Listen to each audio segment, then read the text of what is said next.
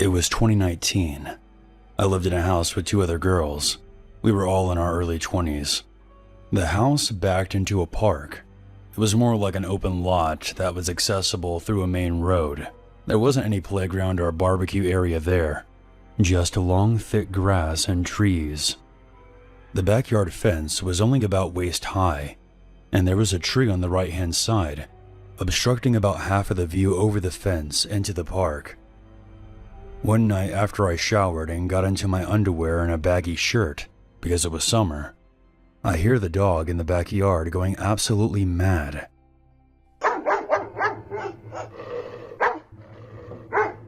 My housemate was not home at the time, and the dog belonged to her.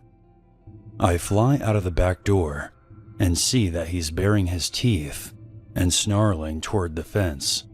He had caught and killed possums before, so I was concerned that there was one by the tree. I grabbed him by the collar to get him back inside and away from the possum. As I did, I got a shiver and a sense that something wasn't right. He was still going ballistic, and I looked up and saw a figure standing in the dark just on the other side of the fence. It was a man who was about 5'10", and he didn't say anything. I couldn't see his face. I naturally jump and say, "Oh my goodness, I didn't even see you there." The man did not reply. He just stood there in his beanie and jacket, staring at me. I kept the dog in front of me as I backed into the house. Once inside, I locked up everything and closed all the windows, and I called my partner to come over. A few small things happened over the next few months, but nothing that really stood out. There was a popped security screen, and we found some computer parts in the lawn that could have been discarded by kids or something. One night, I get home after having drinks and dinner with some friends. It was late, around 10 p.m. We often left the back door open to let the dog come in and out. We always just kind of assumed that the dog would scare away anyone from breaking in. How naive. When I got into the kitchen, which was next to the back door, I hear the dog barking in the backyard. Again, this has happened many times before, so I ignore it and make myself a drink before going out there and bringing him back inside. I then see a shadow move to my right, inside the house, rounding the corner from the back door into the kitchen. I froze. I then think to myself, what on earth is this man doing? It's summer, and he's in a long coat covering his entire neck to his wrists. And then panic set in. I back myself up to the counter and looked down to see that there was a knife in his hand. It was one of our kitchen knives from the block behind me. So now I'm aware he has already been inside this house. This wasn't a robbery. He had already had the chance to steal anything he wanted. There was a scuffle, and he pulled the rug from under my feet, and I hit my head on the counter. I was knocked unconscious. The last thing I remember is the dog barking from behind him.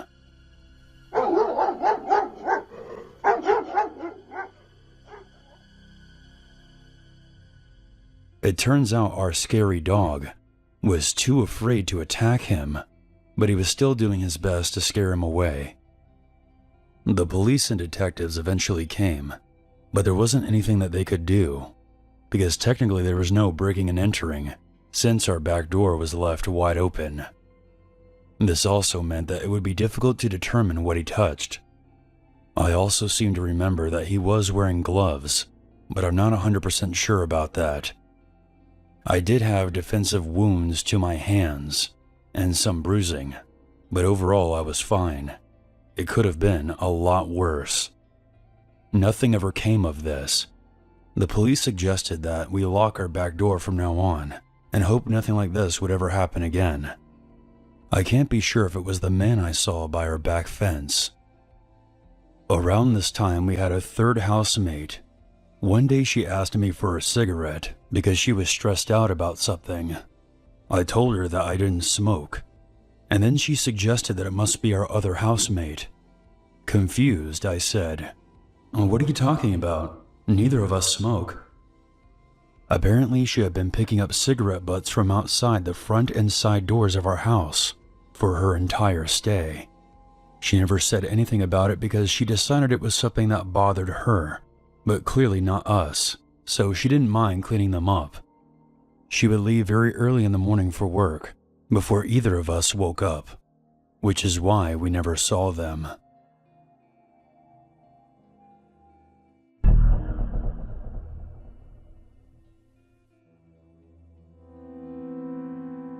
This is going to be kind of long, so please bear with me. So this happened when I was in high school, and still living with my parents and my younger brother in a house in the suburbs. The area I grew up in was very quiet and safe. We lived in the Midwest, and our town was as Midwest as you can get, which means that everyone knew each other. Even the strangers were very kind and eager to help, with some exceptions, of course.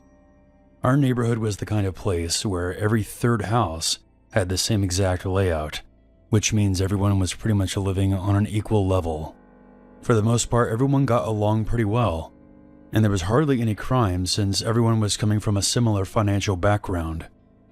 So it would be an understatement to say that it felt very safe where I lived. That was until strange things began to happen. At first, it was small things, pretty inconsequential in the moment. But now when I look back at everything, I always made a connection to the strange events that were going on. It started at the beginning of my junior year of high school. One morning I woke up early to put away my clothes. Because I'm weird about these kind of things, I make sure all my dressers and doors were closed before I left, as I was the last one out of the house, and I happened to have a doctor's appointment on that day. I was the first one back. When I came up to my room, my door wasn't closed all the way, and my closet was completely open. I thought it was weird, but I brushed it off. But this happened more than once. I would sometimes be missing shirts or pants after I told myself that I was just being stupid and probably misplaced them somewhere. Another night, after I had gone to bed, I was woken up by the sound of footsteps coming up the stairs.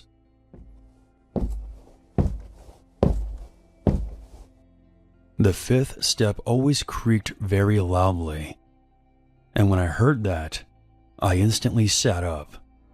I remember it clearly because I could hear it over my fan. After the footsteps stopped, I checked every room upstairs. All of the bedrooms were on the second floor. All the doors were closed and everyone else was sleeping. All of the doors creak pretty loudly when they're opened in the night, so I would have heard something since I was the only one who slept with their door open. I couldn't see much. Everyone was sound asleep. I stayed awake for a while to try to catch it again, but I eventually fell asleep, figuring that my mind was just playing tricks on me. I asked my family about it casually the next morning, but everyone said they slept through the night. All of these small occurrences accumulated into one of the weirdest experiences I've had to date. It was halfway through the year, and I had driven myself and my brother home from high school. I threw down my bags on the dining room table and laid down on the couch to watch some TV. My brother went downstairs to take the dog out and then play some video games. I could tell by the fact that there were no other cars in the garage that my parents were still at work. So I put the volume on medium so I could hear them when they got back. My parents used to give me a lot of crap for watching TV after school. Everything was fine, and I actually began dozing off when I heard a very distinct thumping sound coming from upstairs. I thought it was just my imagination. I watch a lot of horror films, so I tend to be pretty jumpy sometimes. I went back to my show, but the thumping continued for about 5 minutes.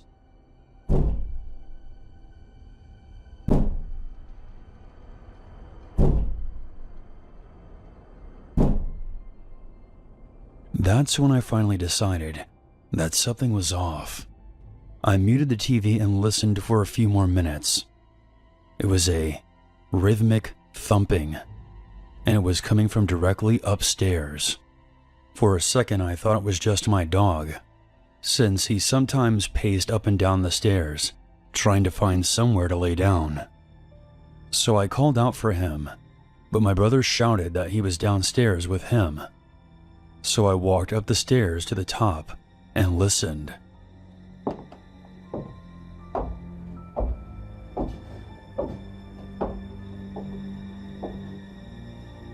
The noise was coming from directly above me.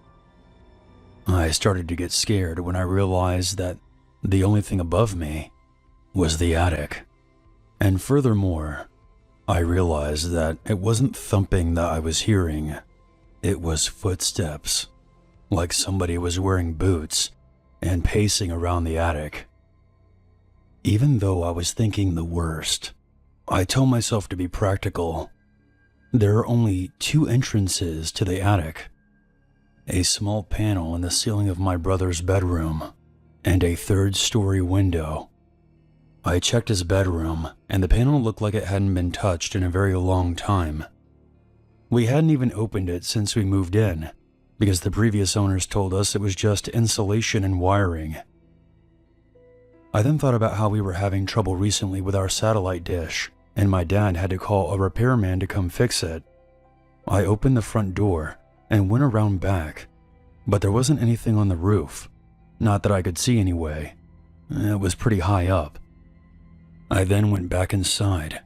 My brother was standing in the doorway, asking me what was going on, since he heard the door open. I told him about what I heard and asked him to come check it out with me, just to make sure I wasn't going crazy. When we got upstairs, he gets this weird look on his face and then asked, "What is that?" I felt relieved knowing it wasn't just me. I whispered, "It sounds like somebody is walking up there, right?" He nods and points downstairs, suggesting that we say no more and I should follow him down there. The floors are pretty thin in this house, so in case there was somebody up there, we would want to talk about this out of earshot. Once we were downstairs, I tell him about the roof and the possibility of a repairman being up there, although I didn't see a van outside. My brother shakes his head, saying that the repair people were coming later that week. That's when we decided to call our dad. I explained everything to him. I could tell that he didn't believe us, but was trying to be nice about it. I can't exactly blame him. It was highly improbable for somebody to even want to be in our attic, let alone get up there. He suggested it might have been a bird or a raccoon. We lived near a large patch of woods. I tried explaining to him that no animal could make that kind of thumping sound. If it was a bird, it would have had to have been repeatedly slamming itself into the floor. And even then, that wouldn't explain how the floor was creaking, like somebody was shifting their weight. He said just to wait it out, and that he would be home soon. The thumping continued for well over 30 minutes. I decided to camp out in my brother's room until it stopped. After about 15 minutes, I had to use the restroom. There's one right next to his room, and is still under the attic. As I was washing my hands, I realized that the thumping was a lot louder now, and directly above me. It was weird because before, the thumping was loud when I was in my brother's room. It was like the sound had followed me. Sometimes when I get really scared, I get super angry, so I banged twice on the ceiling. I'm a pretty tall girl, so I used my fist. I then shouted, "What the f*** is this?" The steps then completely stopped. I was confused for a second. Then, clear as day, there were two loud thuds. Like someone stomping their foot twice very loud. I ran out of the bathroom to my brother, who was coming up the stairs. "What just happened?" The pacing started again, so I quickly explained everything to my brother. He then pulled out his phone and called my dad a second time. As he's trying to explain everything, I can tell that my dad is still not giving in, frustrated and frightened. I take the phone from my brother, put my dad on speaker, and hold the phone up to the attic, then say, "Listen to this." Suddenly, all the noises completely stop. Absolutely no sound whatsoever. After about a minute of silence, I hear my dad say, "What sound?" My brother and I just look at each other and bolt down the stairs. I tell my dad to come home quick and that we would wait downstairs for him. He then said that he was pulling up the driveway, so we opened the door and ran out to him. After my brother and I explained things quickly and nearly out of breath, to my dad's credit, we did sound a bit insane. He follows us upstairs to where the sound was coming from. But now, there was absolutely no sound at all. And even though we beg him several times to go take a look, he laughs and says that we're just overreacting, and there was nothing there. Taking out the panel might cause some damage to the ceiling. We don't know that for sure because we've never tried to look up there, so he was pretty set on not going up there to check things out, unless he hears it himself. Of course, the steps never came back, at least not when we were around or awake. My brother secretly stayed in my room for a couple of days, because he was still freaked out about the whole thing, and we were never able to prove what happened to our parents. When the repair people finally did come, I noticed that instead of using a ladder, they went around to our backyard and climbed up to the roof from our deck. They were also able to walk around pretty freely up there and could easily access the window to our attic, which was around the front of the house. I've always wondered if there was someone secretly living up there and would come down at night without us knowing. But if that was the case, why would they let us know that they were up there that day? It still bothers me that we never checked.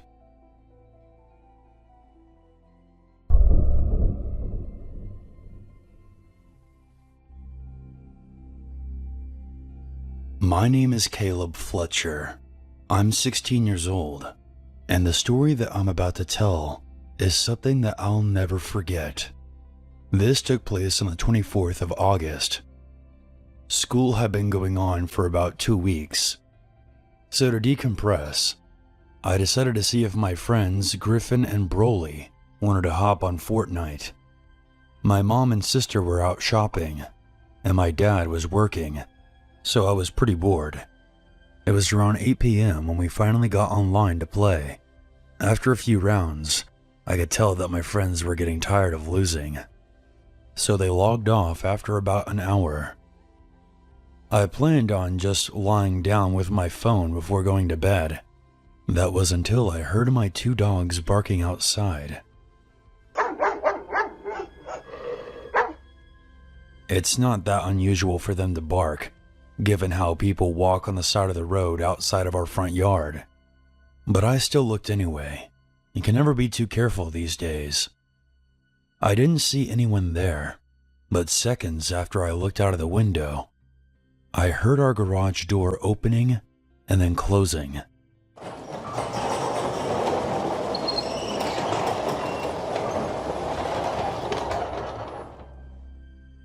That usually meant my dad was home from work. However, I thought it was odd that I didn't see his van outside, and he had even texted me earlier, letting me know that he would be working late.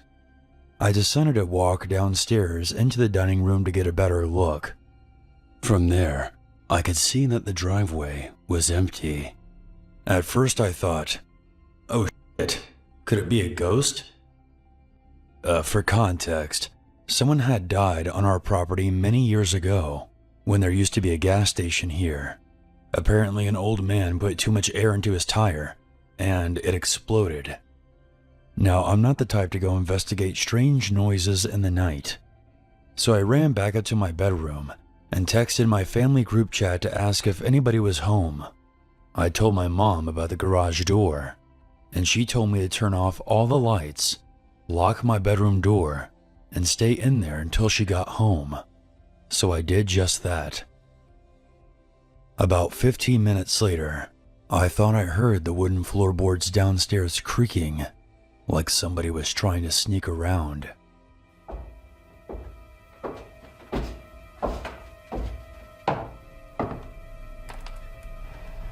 I didn't have anything to use as a weapon, so I unclipped my microphone's boom arm from my desk and quietly opened my door.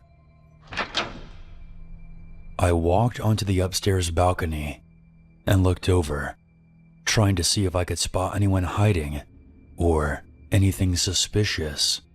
I then stupidly called out, "Is anyone there?" As if somebody was actually going to answer me. For a second, I thought I was just being paranoid about this whole thing, until I saw the silhouette of someone standing beneath the balcony. I panicked and ran to the closest room, which happened to be the small bathroom beside my room. The intruder must have known that I saw him, because I heard loud footsteps coming up our stairs as I locked myself inside.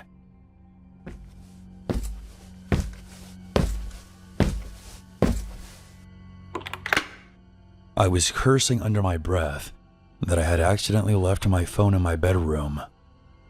After hearing nothing for several minutes, I finally built up enough courage and bolted out of the bathroom into my bedroom, locking the door as soon as I got in. My sister's room was right across from mine, and I noticed that her door was open, so I figured that's where the intruder must have gone.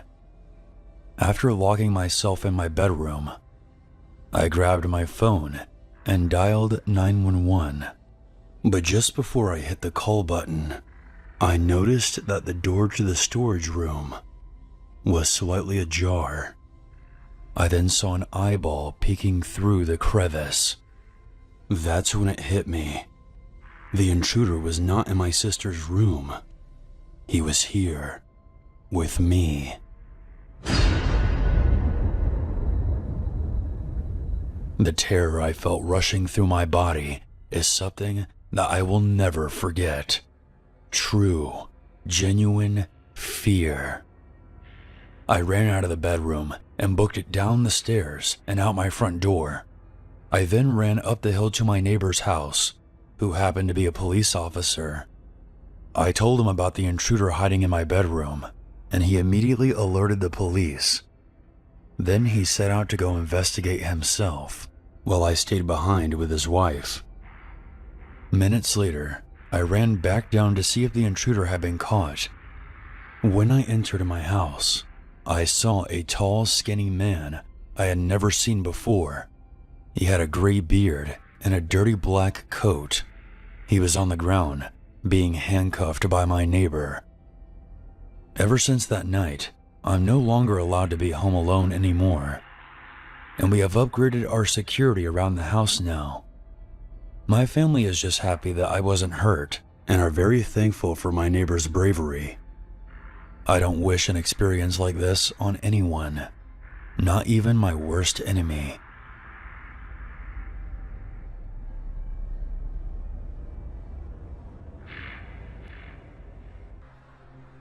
My name is Jim, and I've spent a lot, and I mean a lot, of time on the road as a trucker. Ever since trucking school, I've been driving long distances for hours every day, and even with benefits, the pay wasn't the best. While it did pay enough to financially support me and my wife, the stress it had on top of me was unbearable. Being in a truck for hours at a time really forced you to make sacrifices. Once in a while, I'd miss out on family events like birthdays and even holidays, which didn't feel good at all. On top of that, America is in desperate need for truckers to keep up with demand, which made the situation even worse. I drive for about 12 hours a day, and we couldn't stop for any reason until we reached our destination. Needless to say, I barely had any time with family. One night, I was doing my nightly routine of driving to a warehousing complex to deliver some products for major retail businesses like Target and Best Buy. I was somewhere in a rural area of Wisconsin on this long, empty road that stretched across the state. It's around 6 a.m. and I'm sipping my coffee trying to keep myself awake. Being a full-time trucker, caffeine was your best friend. If you didn't have it, you were in trouble. So there I am, driving down this road trying to keep myself awake when I see something big walk across the road from my headlights. I yell out an "oh shit" while practically slamming my brakes, coming to a complete stop. All the while, I'm cussing to myself, thinking that I just hit a person or possibly a bear. Going back, at first I did think it was a person, but then I remembered that whatever it was massive. 9 feet tall, a bulky body, and the movement it was walking looked abnormal. I step outside of the truck with my gun in hand, going to where I saw it.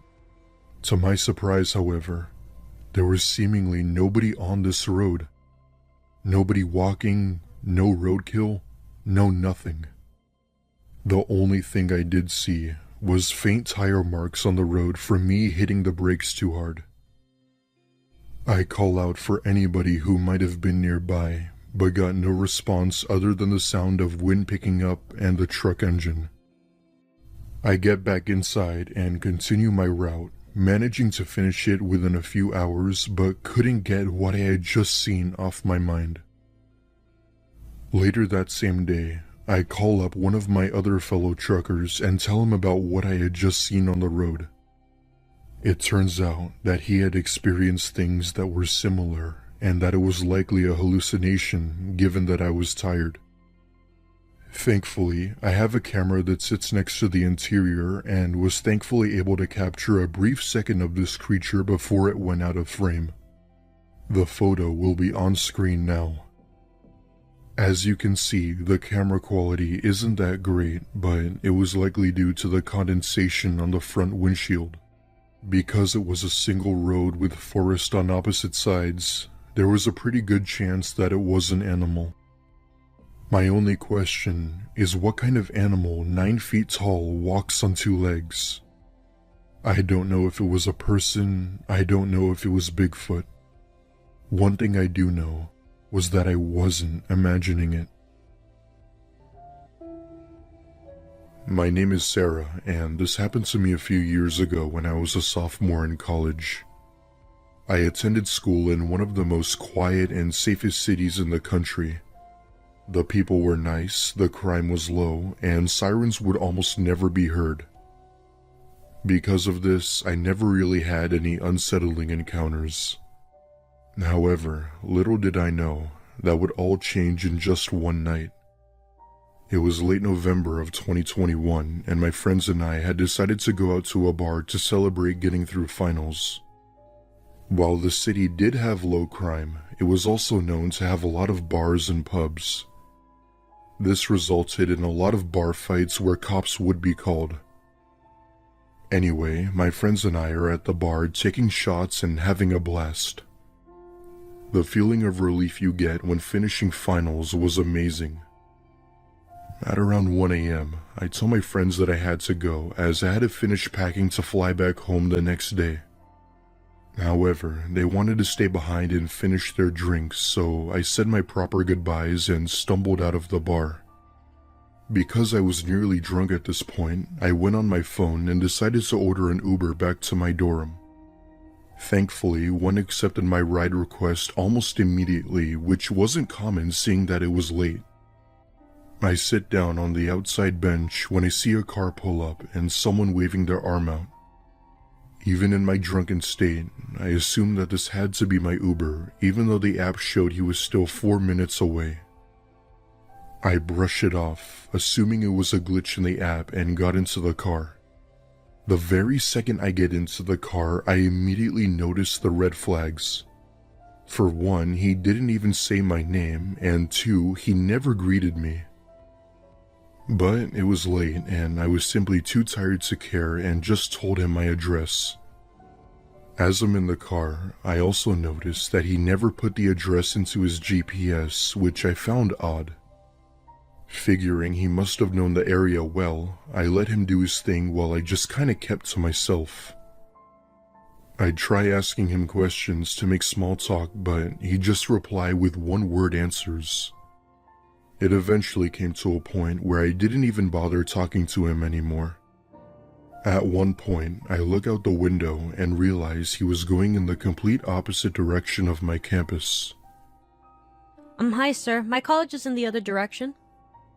I see him glance at the rearview mirror while giving me a nod as if he had acknowledged or understood me. However, he didn't turn around and just kept driving until he eventually pulled over beside an old office building. That was when I slowly came back to reality and knew what was going on when I start panicking. The fake Uber driver gets out and tells me to stay put while he goes around the building.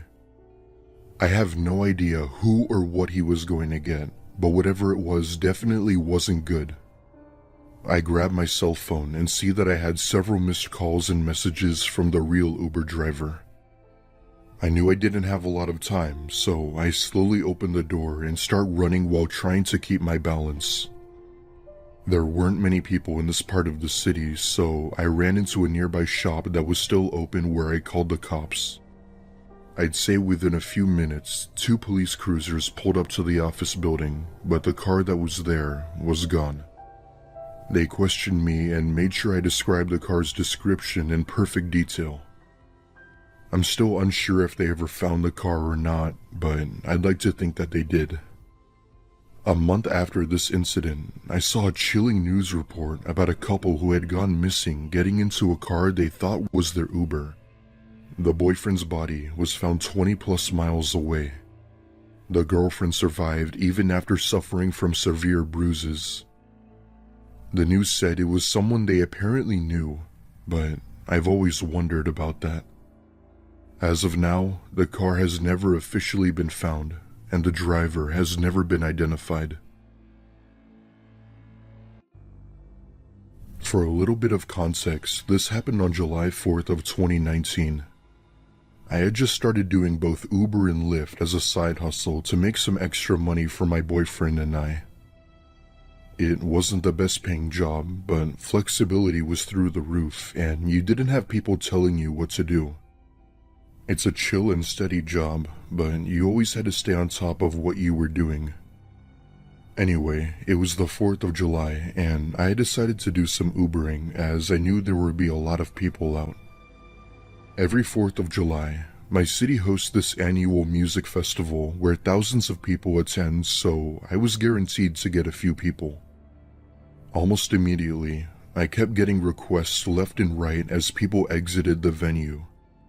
I decided to choose one, and within a few minutes I see a man walk up to my car. He asked if I was his Uber, to which I replied with a yes. He gets in the back seat, and right away, the strong smell of marijuana hit me like a brick. However, I knew that he had just come from the festival where smoking was bound to happen, so I wasn't complaining. Throughout the ride, this guy just stared intently at me, as if he were watching my every move. I'll be honest, it kind of made me uncomfortable, and I just wanted to get this ride over with. At one point, he stops staring at me and gets out his phone to call someone. I just tried to focus on driving, and his destination was only 10 minutes away, which was a relief in my book. As I'm driving, I hear him in the back speaking French. Now, my aunt is French, so while I understand a fair bit of French, I don't speak it. So I hear him talking, but I don't pay attention as it's rude to eavesdrop on people's conversations. That was until he said something along the lines of, "This girl I'm riding with." I felt my blood run cold as he said this, but tried to make it seem like I didn't understand him. What he was saying was unnerving. To sum it all up, he was basically saying after I had dropped him off, he was planning on, quote, snatching me up. I knew exactly what that meant, and his stop was only 5 minutes away, so I didn't have much time. I'm a 5'3" petite girl that weighs about 150 pounds. This guy was at least over 6 feet and was muscular, so there was no way I could resist him even if I tried. With very little time to spare, I get out my phone to call my boyfriend. My actual plan was to cause a scene and make up an excuse to leave. As I'm driving, I call him and ask what was up, where I immediately say, "Wait, what? She's bleeding on the floor? Tell her to stay calm, I'm coming." All the while, my boyfriend is completely confused, asking what I was talking about, etc. Thankfully, I used to be in acting school, so I was used to faking a good scene. At that point, I hung up, turned to the man, and said in a worried tone, Sir, my grandma just hurt herself. I have to go. I'm just gonna drop you off here. I floored it down the road before calling my boyfriend back and apologizing, telling him everything. I ended up reporting the man to Uber, but I'm not sure if they investigated it as of yet. Thank you to my boyfriend for picking up, and thank you to my aunt for teaching me French. In this wonderful modern time, we have the luxury of ordering just about any food we want for delivery. It's easy to get anything from pizza to a chicken sandwich. On the flip side, we can take jobs as delivery drivers and make a few bucks on the side. It's easy work, and when you're a single mother like me, any extra income is good income. A few weeks ago, I delivered some food to a nice suburban community. It was one of those neighborhoods you'd see on a Disney Channel show. Nice houses, picket fences, you know the neighborhoods I'm talking about. And like all the deliveries I make, I'm supposed to take a picture of the food at the front door. Think of it as like an insurance policy in case the food is at the wrong house or stolen or something weird happens. I place the food in front of the door, on top of the small staircase that leads to the door. I took a few steps back and took a picture of it. After taking the picture, I was walking back to my car when I was confronted by an extremely angry and enraged woman who came out from the house across the street. I asked her what her problem was, and she just kept screaming at me, saying that it was private property and that I was trespassing. I tried explaining one time to the woman what I did and why I took the picture, and it did not compute in her tiny little brain. After being continuously cut off every time I tried to speak, I decided to just get into my car and drive away. I tried being nice, but clearly this woman was insane. I got inside my car and was checking my phone for another delivery. The woman started to bang on the hood of my car, causing me to jump from being startled. I got out of the car aggressively to see if there was any damage, and she ran back to her house. There was no damage, but I was so done with this delivery and I decided to just call it a night. I ended up driving home and spending the evening with my daughter. We ate dinner, played some games, and watched a movie together. I put her to bed and started binge-watching one of my favorite shows, and I would have guessed that it was around midnight when I heard someone knocking at my front door. Knocking rather aggressively, I might add. I couldn't believe what I was looking at through the peephole in the door. It was the crazy woman from the delivery earlier in the day. I didn't answer. I didn't even say anything. I just kept watching this woman, trying to figure out what she was doing at my house. She had to have followed me home, which was already insanely creepy. And while I was watching her, she went over to the walkway that led to my front door. From the driveway, I have this path of little stones that leads to the front door. It's not like big slabs of pavement, but rather small stones that almost fit together like a mosaic. The woman grabbed one of the stones, roughly the size of an average dinner plate, and put it behind her back. She started to knock on the door again, still concealing the stone behind her back. And this is where things get very weird. I didn't answer the door, but I shouted to her that I had called the police. And this must have scared her because she threw the stone at my house and ran away. I did end up calling the police and reporting what happened. They followed up, but nothing really came of it, and that was the end of the story until recently. If that was all that happened, that would be scary enough, not knowing what she wanted from me and her showing up in the middle of the night. But things got much worse. About a week after the incident, I saw the woman at the grocery store.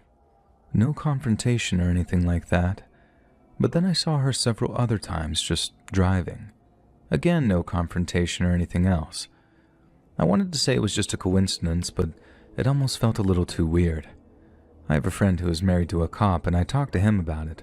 I explained that something felt off, but it's possible that it was just pure chance that I kept noticing her, and he agreed.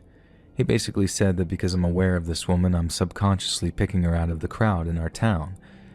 I didn't like that answer, but I guess technically he was right. It is a pretty smallish town after all. And this brings me to about a week ago as of me writing this account.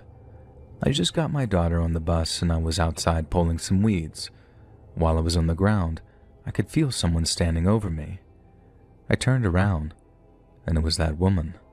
The same damn woman from that stupid delivery. I was completely vulnerable in that position and I didn't know what to do. And she said in a sort of soft but angry voice, "You're a monster for calling the cops. You're a trespasser."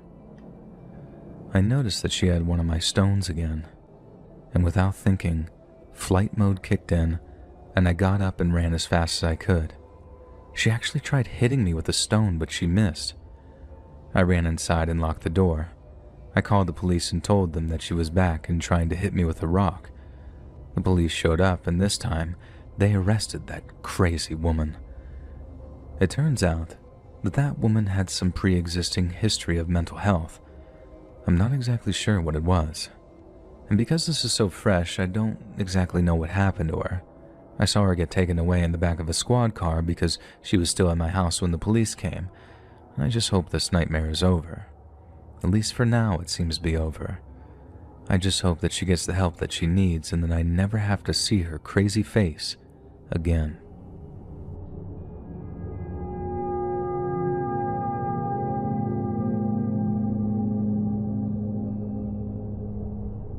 In my early 20s, I had a knack for spending more money than I could afford.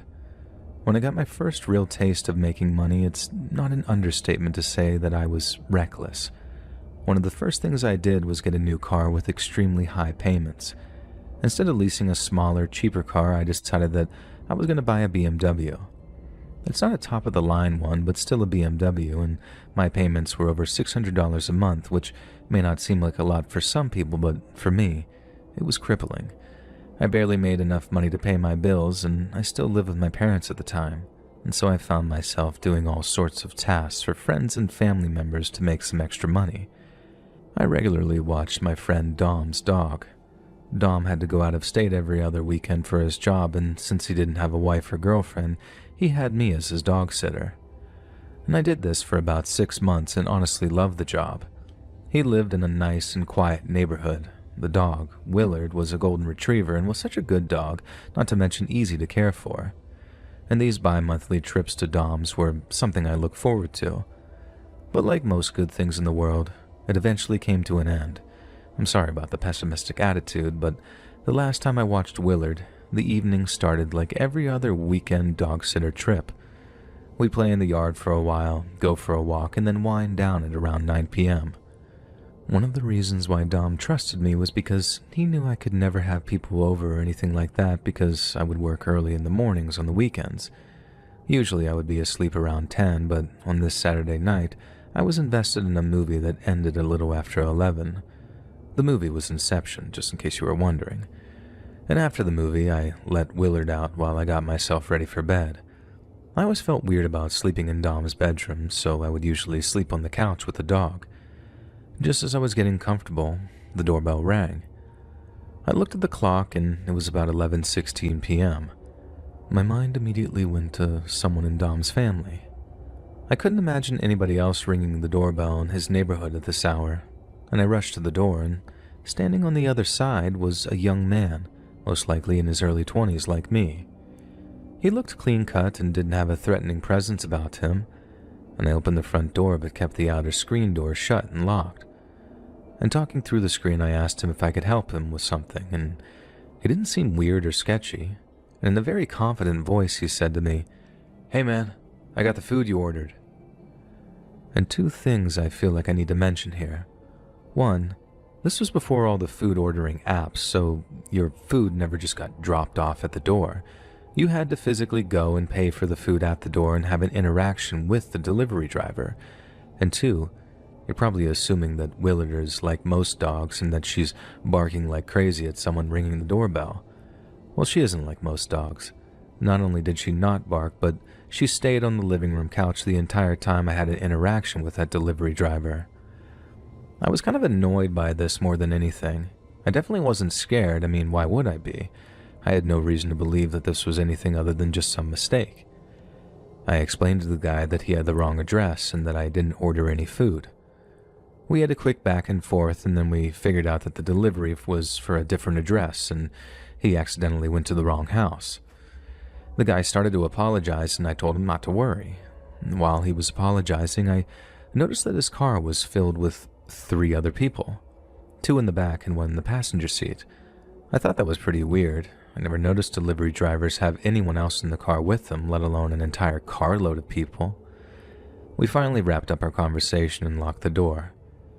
I made my way back to the living room and tried to get myself comfortable again, and I was a little annoyed, but I understood accidents do happen. Not 2 minutes later, the doorbell starts ringing like crazy. You know that annoying sound of the bell just ringing non-stop? Well, I jumped up and ran to the door. It was the delivery driver, and now he looked a little bit more panicked. I didn't open the front door but shouted through the window beside the door. I asked what he wanted, and he told me that he accidentally hit my car in the driveway while he was trying to leave. And before I could answer, he put his head down and said in an almost ashamed voice, "I'm sorry, man, but it looks like there's a little damage. I hate to bother you, but I think you should take a look." Now I was furious. I opened the front door and started following the delivery driver down the driveway toward my car. I didn't even put shoes on. Several feet from the car, I noticed something strange, though. His car, which was filled with passengers just a few minutes ago, was now empty. I stopped abruptly, and the delivery driver told me to keep going, and that the damage was on the other side of the car. It may have taken a while, but finally I started to get the feeling that something just wasn't right. I told him that I wanted to go back inside and grab my shoes. I started to walk back to the door, trying to pretend that everything was fine, and just a few steps into my walk back, I heard a noise to my right. From the brush on the side of Dom's house, 2 people emerged wearing hoods. I started to jog towards the front door. On the other side of the house, another person started to run full pelt at me, and at that point I began sprinting toward the door. I was inches from the house and one of the men tried to tackle me. Thankfully, he was just far enough away that he made contact with my ankle, but it wasn't enough to trip me up. I freaked out, got inside and locked the door behind me. That tackler was immediately at the front door, banging and trying to open it. I was able to get a glimpse of the man who tried tackling me. He looked like he was tan, a skinny guy with a buzzed hair. He had a scruffy beard and a tattoo of some tiger on his neck. I grabbed my phone and called the police right away. I stared out the window while I was speaking with the dispatcher, and I saw all 4 of them standing near my car. I told dispatch what had happened and gave them a very detailed description of the delivery driver and the tiger tattoo man, and I watched all 4 men get into the car and drive away. I was able to tell the police that it was a red Honda Civic, and the police eventually showed up and took my entire statement. But what's frustrating for me is that even with all the details I gave the police, they never caught any of these dudes. But what's most frustrating is that I have no idea why I was targeted. I didn't recognize these guys, and when I told Dom about the incident, the appearance didn't sound familiar to him either. It's scary what can happen out there in the world when you least expect it.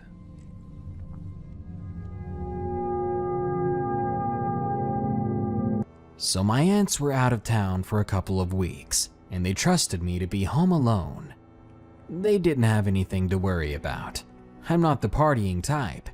I just like to go to work at a local store in my hometown, go out to eat, get cleaned up, and go to bed. That was my usual routine. That night, I decided to stay in, and I ordered some pizza. I just didn't think that this much trouble could arise from something so mundane as ordering pizza. So I called in my order, and it didn't take very long for them to get to my house. I looked to make sure it was the delivery guy, and I was thankfully correct, though he was kinda creepy. I went out and signed for it. The man looked at me though, and began to ask me some creepy personal questions. Questions like, "How old are you?" and "Are you here alone?" I used to live around creepy guys like this when I was a child, and I knew how to answer them. I told him to just have a good night. I began to turn around with my order when I heard him say something else. "By the way, you look really good in your work uniform." I just pretended to smile, and I walked back into my house. I locked the door, and I had an anxiety attack. I didn't see him for a week after that incident, but when I was walking home, I saw him looking around the store, and I hurried out of there. But he followed me, and he said hi. I smiled and waved at him, then kept walking. Yet he kept following me, so I kept looking behind, keeping an eye on him. I walked into a gas station that I always stopped in after work. The manager there knew me very well. I told him the situation, and he told the man to leave me alone before we had a problem. But the manager of the gas station told me what the guy had said back to him, and that's the scariest part. The guy just smiled before walking away. He said, nothing to worry about. I'll have her alone soon."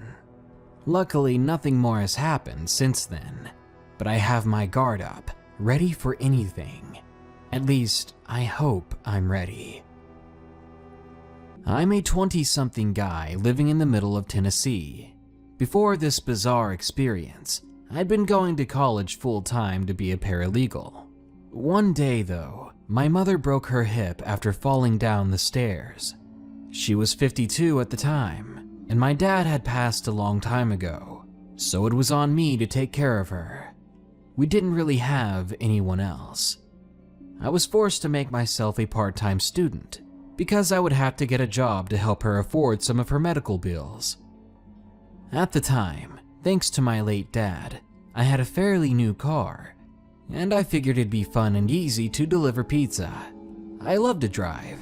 Where I lived, there was a lot of scenery, and sometimes I even went on drives just for the sake of it. As you can probably guess, it was easy to get the job. I just applied at a few local places and called each of them the next day. Before I knew it, I was delivering pizzas wearing a Domino's hat. Delivering pizza wasn't hard. I can be completely honest with you about that. But delivering can be insanely stressful. You've got to get there at a reasonable time. You keep hoping that the order was made correctly, because you can't just send it back to the kitchen when you're miles away from the restaurant. And last but not least, you find yourself praying that your next customer isn't a prank or a complete jerk. I can't tell you how many jerks I've delivered to. Jerks who didn't want to pay because I wasn't able to give them one more pack of Parmesan cheese. Well, there came a day when I had to deliver a large pizza to an address I did not recognize. The place was about 10 miles away from the restaurant in an area we all infamously called the Boondocks. It was an area that I'd personally never been to, but when I saw it on my drive, I would describe it as a country region of town where there's only a single trashy house every 5 minutes on the road. And I'm not trying to be rude. These places looked beat up, old, and ransacked. It was honestly hard to believe that people still lived in those places. I was fully expecting at any moment to witness a drug deal, or to have someone step out in front of my car to stop me and try to sell me meth. Needless to say, it was a bit of a creepy place. Given that it was getting dark out fast, I was ready to get the delivery over with. I arrived at the customer's address rather quickly, thank God. Luckily, this house was far cleaner than all the ones previous. It was a small white home with a short paved driveway and a seemingly untouched screen door in the front. The yard was well kept and clean, and the grass looked to have been cut recently. Also, there were no cars in the driveway, but I still assumed someone was home to pick up the order. I got out hesitantly and I grabbed the pizza. The carrier was still hot enough to burn my skin if I held it in one spot for too long. This was good. It was probably our most common complaint we got, that our pizzas were too cold or not hot enough when we dropped them off. So that was one thing I didn't have to worry about. With some flimsy confidence, I began to walk up to the screen door. When I was nearly at the porch, I could now see a faint light through the front window, and that's when I saw the silhouette of someone looking out at me. Someone standing there, watching me walk up to their door. Good, I thought. This will be quick. I made it to the front door, cleared my throat for whatever reason, opened the screen door, then knocked on the wooden door. With the first knock, the door slid open. The door hadn't been closed at all, so when I knocked, it opened further. But I swear, there's no way it should have opened that much from a single light knock, because the door in a matter of seconds was wide open. I could now see inside. I could see the faint lighting from what appeared to be 2 dim lamps in the living room. I could also see a small, maybe 28-inch TV in the living room, displaying a silent, flat blue screen. For several seconds, I didn't realize that I was holding my breath. I could feel goosebumps coming up on my forearms. What in the world was going on here? Hello? I said. It definitely wasn't loud enough to get anyone's attention though, so instead, without stepping through the doorway, I knocked on the open door, hoping to let someone know that I was here. I waited for at least 2 minutes, but I didn't hear a soul. Nobody walking or talking in the house. No sign that anyone lived there. I stood there, frozen and silent, trying to listen. "Behind you," a voice whispered. I felt breath on the back of my neck, cold, chilling breath. Immediately I spun around. I did it so quickly that I dropped the pizza inside its carrier, but I didn't care. I ran back to my car and was ready to peel out of there. But I made the mistake of looking back at that dang house. I saw it in the window. The silhouette of a person standing there, still watching me. Except now, they were waving. I hauled tail out of there. When I made it back to the restaurant, I was written up for failure to deliver and for losing my pizza carrier. I thought I was going to be fired, to be honest with you, but I think my manager just went easy on me, as she knew the situation with my mother. On one of my rare days off, one of the days I didn't have to work or take care of my mom or go to school, I went back to that strange neighborhood. I found that house again, but it took me a while to be sure that the place I was looking at was really the same place. Because even though it had been about 2 weeks since the incident, the place was a wreck. The screen door was hanging off of its hinges with holes in the screen. The white paint on the outside was now an off-white or nearly yellow, with patches of chipped paint, and the lawn was now a jungle with random auto parts scattered about. I gathered my courage and drove back to the nearest neighbor I could find. I knocked on their door and excused my intrusion. Then I asked them if they knew anything about the strange house. To my surprise, they did. The house was the home of an old man who struggled with his drinking. Apparently, he drove his kids away from frequent abuse, and once those kids left his life for good, he took a shotgun and ended his own life. I was covered with chills as I listened to the story. It was like some sort of ghost story you'd see on TV or hear from an urban legend, but this was real. I'd lived through it. After the man told me that that house hadn't had electricity on for the past year, I thanked him for the information and I bid him good day. I stopped delivering for Domino's after that. I didn't feel like delivering to any more strange places, and I got a better job offer as a manager at a local Subway. Still, sometimes I get a chill on the back of my neck, and I can't help but think about that voice saying, "Behind you." I'll be the first to admit that I used to be a major asshole. I used to make a living as an armed robber. No joke. And I was mostly targeting big chains with cash that was on site. This is sort of a confession. Their employees never gave a crap to really do anything, whereas you rob a mom and pop shop and you tend to get less mom and more pop pop pop, if you know what I mean. I'm trying to make light of it, but either way, I robbed places because I was addicted to heroin. I did just about anything and everything I could get my hands on, but my main thing was H, and to get it, I had to roll with some pretty terrible people. It wasn't so bad if I was around my home turf. I knew the right places to go and the right people to talk to. But whenever I was off on business, which tended to be frequent as you don't want to poop where you eat, as they say, I had to attach myself to certain other folks if I wanted to get what I needed. And I mean it, man. I rolled with some very scary dudes back in the day, but none as scary as Tyran and Lash DeFore. The one and only time I met one of them was when I was down in Georgia, running drugs for some biker gang down there. The DeFores used to make this really killer meth, military-grade shit, but they only ever sold in bulk from this compound that they had out in the sticks, and they only ever met you in this one place, away from their cookhouse so no one could find it.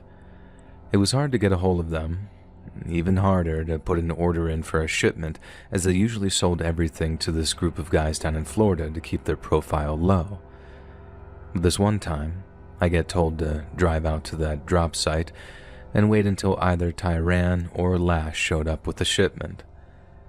And so, I drive out to the place, wait there a while, and then this big shirtless dude comes walking out of the woods carrying a backpack. The dude is covered in tattoos with what looked like a really bad hair dye job, but what I later learned was the fumes from him cooking so much bleaching his hair. Anyway, he walks up, looking like I'm something that he found on his shoe, and we make the exchange before he starts asking about people that I'd never even heard of. And the dude was completely whacked out on something, because he kept staring at me in confusion whenever I'd say, "Dude, I don't know who you're talking about here, sorry."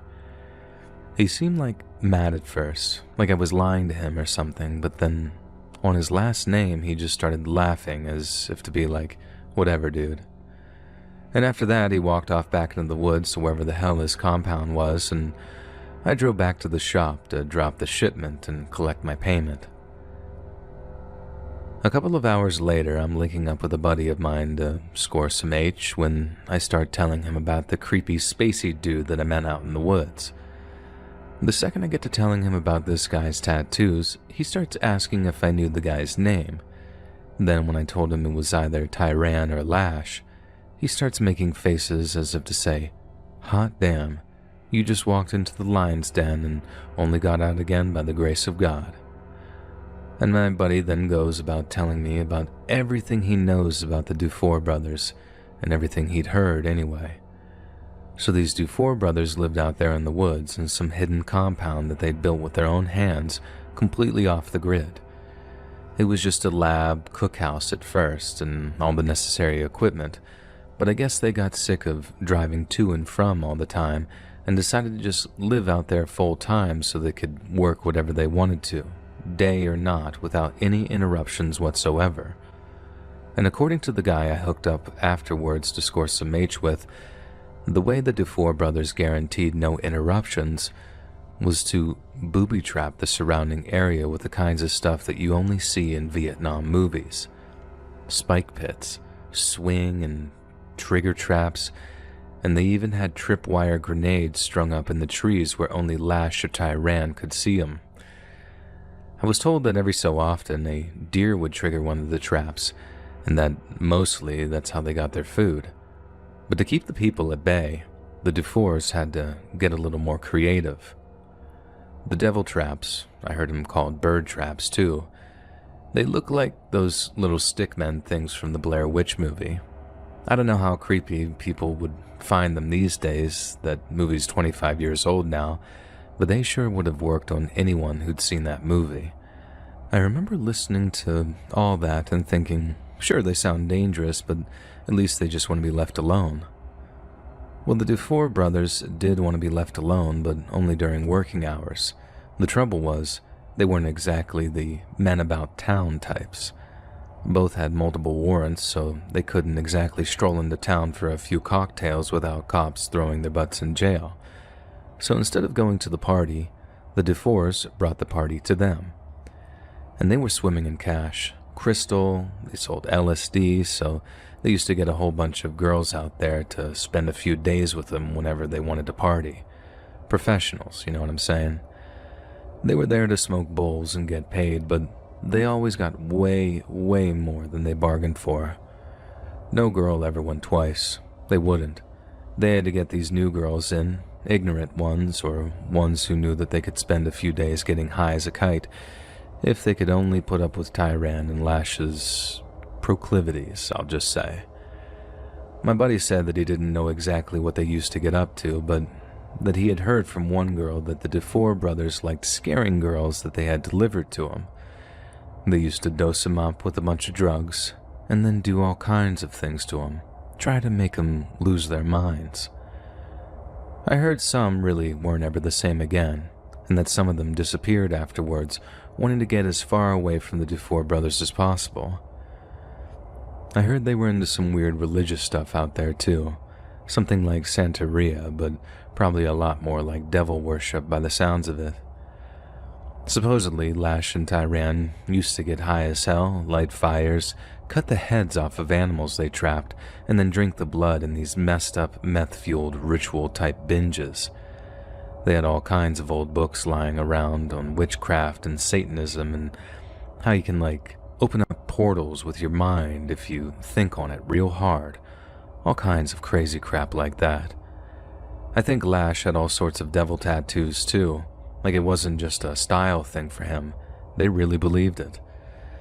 I mean, they always said those boys were crazy.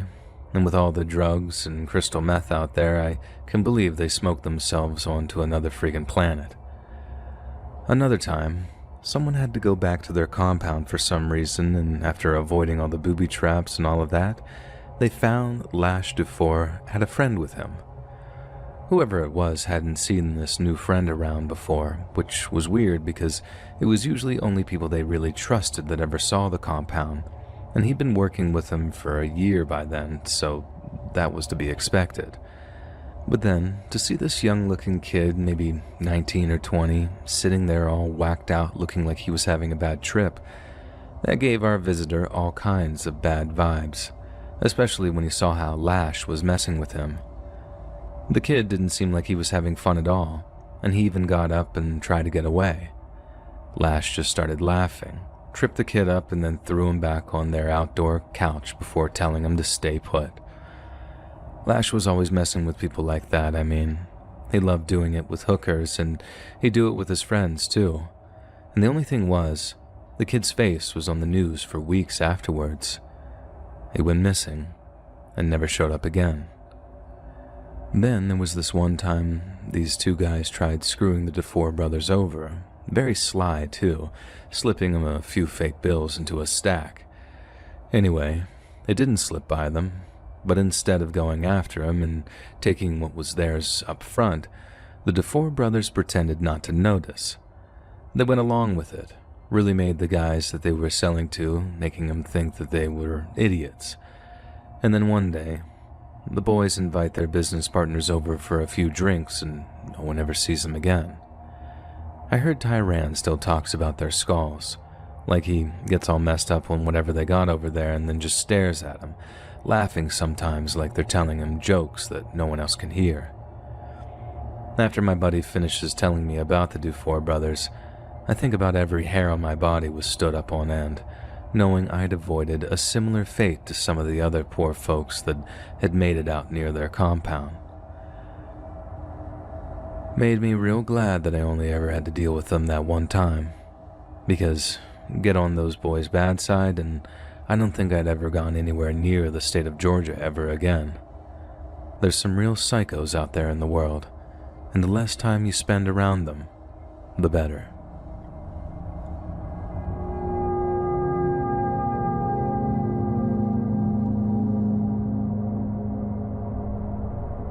I grew up in this one-horse town out in Kansas.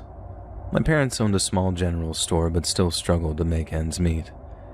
Whenever I wasn't at school or playing over at a friend's house, I used to hang out at the store and do odd jobs for my parents. Nothing that'd break any child labor laws, just odds and ends to keep me occupied. One day I remember this guy turning up to the store, kind of weird looking, and the way he looked at me made me not want to be around him. He'd stop by every so often, and whenever he did, I always tried to stay away from him. But this one time, while he was browsing, my dad stepped into the back, and I was alone with the creepy customer for a minute or two. I remember walking to another aisle which towered over me at that age and trying to stay out of that guy's sight. But I remember standing there, then seeing him lean around the corner of the shelf, like one of those velociraptors in Jurassic Park with that big smile on his face. I think I was too nervous to just run off, or maybe just not quite scared enough. But I remember standing there, trying not to look at him, and he came closer and kneeled down beside me. When he said hello, I had no choice but to look at him. I remember thinking that he was going to ask my name and really not wanting to tell him. But instead of asking me anything, he just told me how special I was.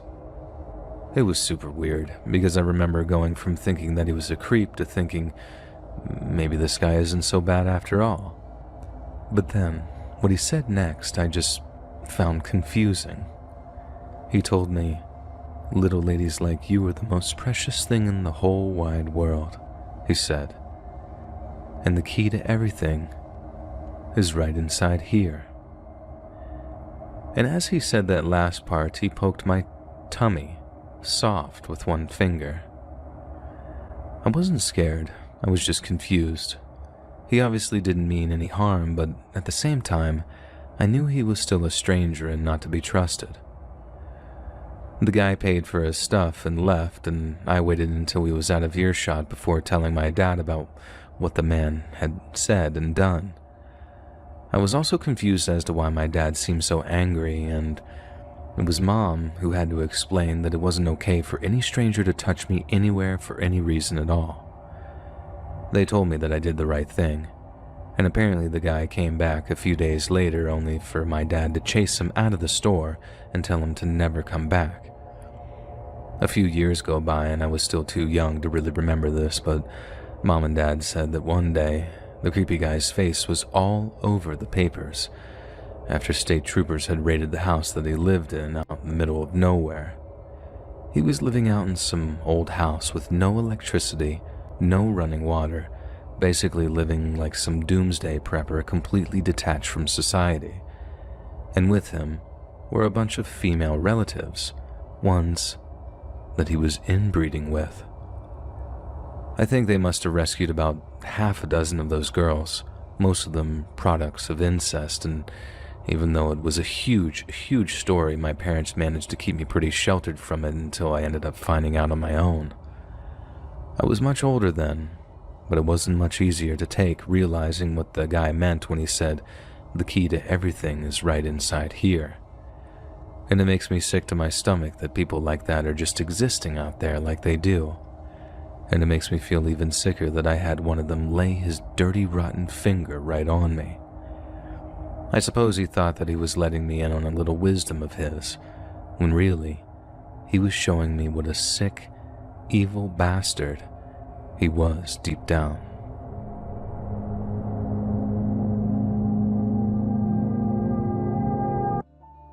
This happened when I was 12 years old at an all-boys sleepaway camp in 2010. It was nicknamed Camp Boone in the Carolinas and was a one-week camp for kids who were mainly into the outdoors. It's a really nice camp in the middle of the woods with lots of streams, hiking trails, and even a big lake.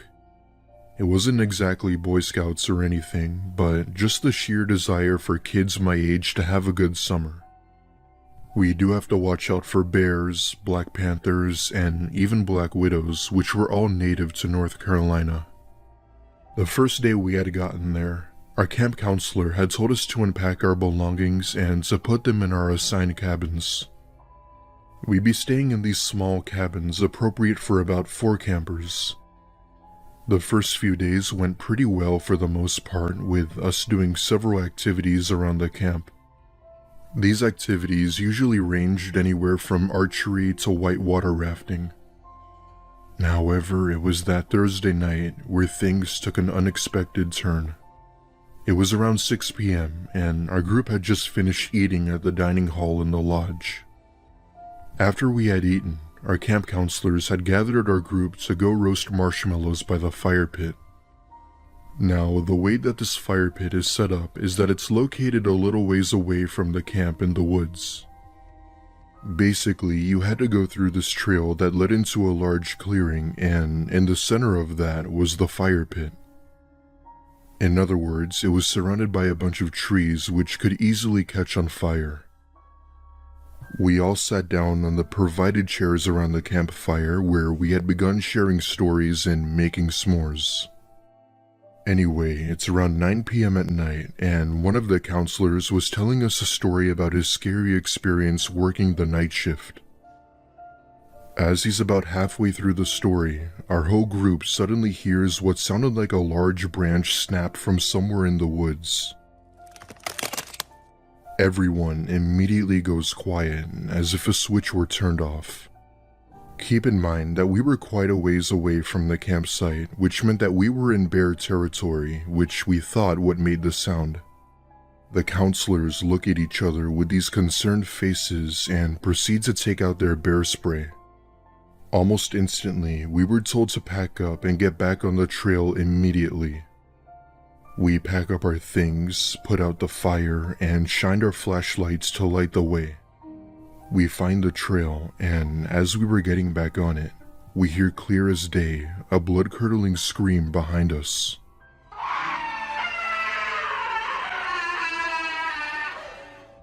Almost instantly, everyone comes to a complete stop, and we shine our flashlights by a few trees where we heard it.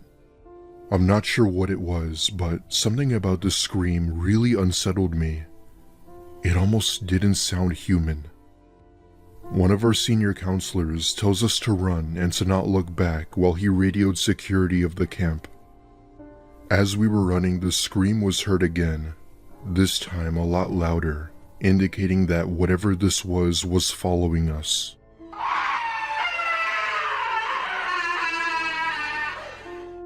We run for a good few minutes with some of the younger campers nearly crying before we got back to camp. Waiting for us at the lodge was a pair of rangers who had questioned our counselors while we stayed indoors. Rangers and the SOC had went to the area where we had heard the screams but were unable to find anything. This meant that whoever or whatever it was never followed us out of those woods. For those of you who don't know what the SOC is, it's basically the police of the woods, which stands for the Summit Operations Center. They basically get dispatched for situations if someone goes missing, a threat to the camp, or any natural hazards. I remember us having to cut the trip early that night, with a bus coming to pick us up in the morning. Our parents were obviously informed about what had happened, with some even pulling their children out of the camp program. It was a sad turnout, but at the end of the day, I could understand why they chose to. I stuck around with that summer camp for a couple more years before finally leaving once I got into my high school years. What was once a nice summer camp full of awesome activities only to be turned into something much more upsetting.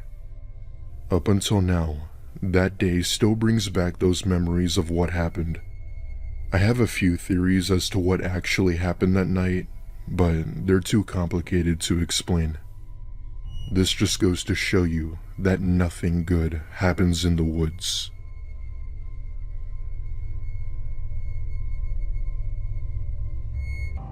This happened back in 2006 at a sleepaway camp in rural Georgia.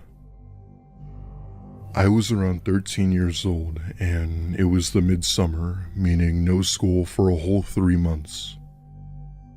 I'd always go to sleepaway camp every summer, and it was a pretty good experience if you wanted to get out more.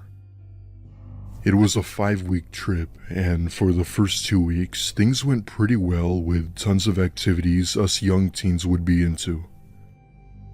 One night, one of our head counselors had told us that we'd be doing an optional early morning activity. It was an annual ritual the campers did called the Polar Bear Ice Challenge. Basically, how it worked was one of the counselors would throw in a watermelon at the bottom of a lake, and the first person to find and grab it won a prize. However, the only hazard was that the water was extremely cold, even during the summer. It was a meaningless activity, but we enjoyed doing it.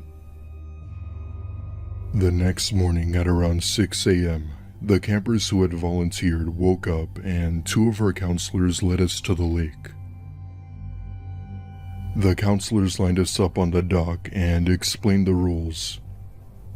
No teaming, no horseplaying, no fighting, etc. That being said, he grabbed the watermelon, threw it into the lake, and blew the whistle. We all dive in and were met with the extreme coldness that almost caused us to get out. I tried diving back into the water to try and feel for the melon when something grabs my foot and starts pulling. Figuring it was another camper, I tried resisting to make him let go. It was then when I realized that whatever was pulling me didn't feel like a hand. It felt so abnormal, I couldn't see what it was. After what seemed like forever, I managed to go to the surface where I could see all of the scouts on the bank looking at me. One of the counselors immediately realizes as to what's happening and dives in and manages to make whatever was drowning me let go. He pulls me to shore and everyone is questioning me, but all I could tell them was that something had pulled me. The 2 counselors look at me, and my ankle is bright red. We go back to camp where my parents and a health assistant were called. The staff at the camp had dismissed the redness as a rash, but none of us bought it. I haven't been back to that site since, and I'm not sure if I ever will. I still don't know what it was that grabbed me, but I sure as hell don't want to find out. It wasn't until a couple of years later where I had brought it up over dinner with my family. My mom and dad looked at me wide-eyed and told me something I didn't know. As it turns out, there was someone who had lived nearby and went into the lake trying to mess with people. He did this by using a metal wire, which is why my ankle was red. That whole campground closed down because of it and was unable to reopen until the investigation was over. She says I should be very grateful we weren't in that water for too long, as it could have been a whole lot worse. That was the scariest thing that's ever occurred in my life.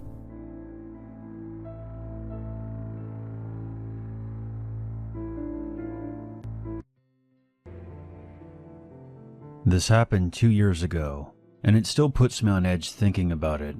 My husband, myself, and our then 2-year-old daughter moved to Tennessee to get a fresh start on life. We were all exhausted after a long drive and just wanted to get out the mattresses.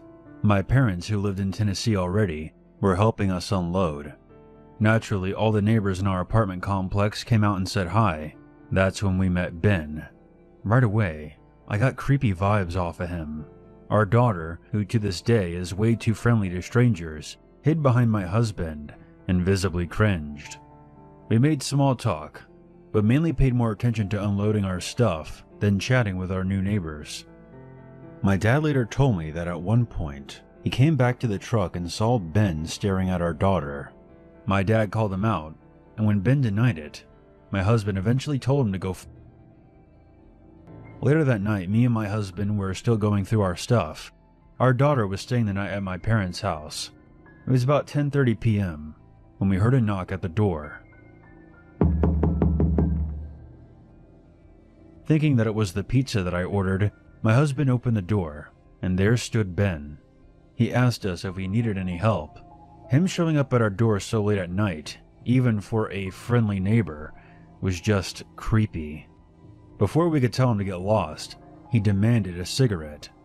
Not only was he a total weirdo, but now he was just being plain rude.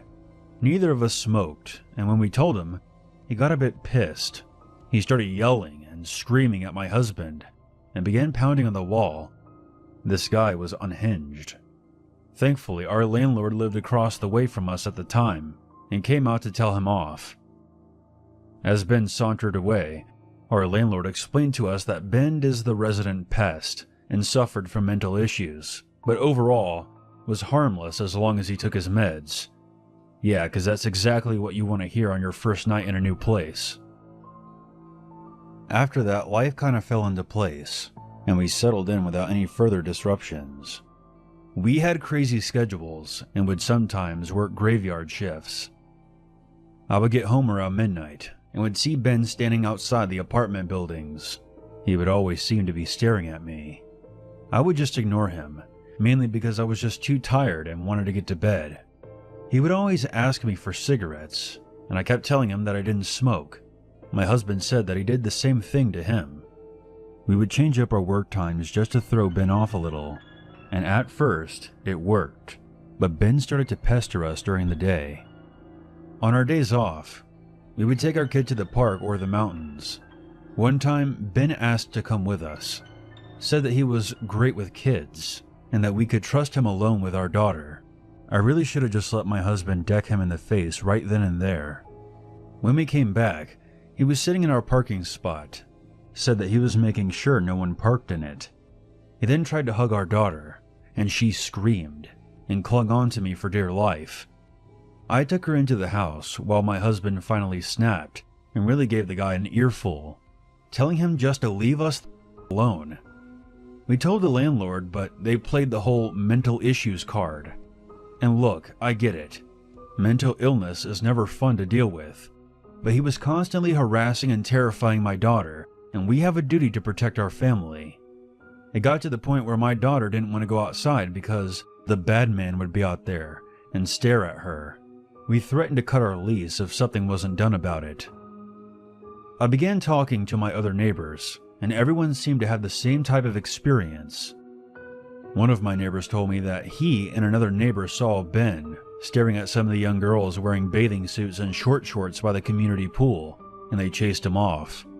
They reported this to the landlord, but nothing was ever done. After about a month, things had quieted down. Ben wasn't spotted outside anymore.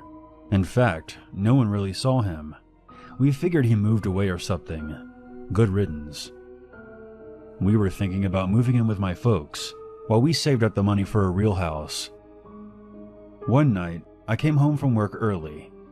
My husband was out of town because of work, and my parents had taken our daughter to visit some family.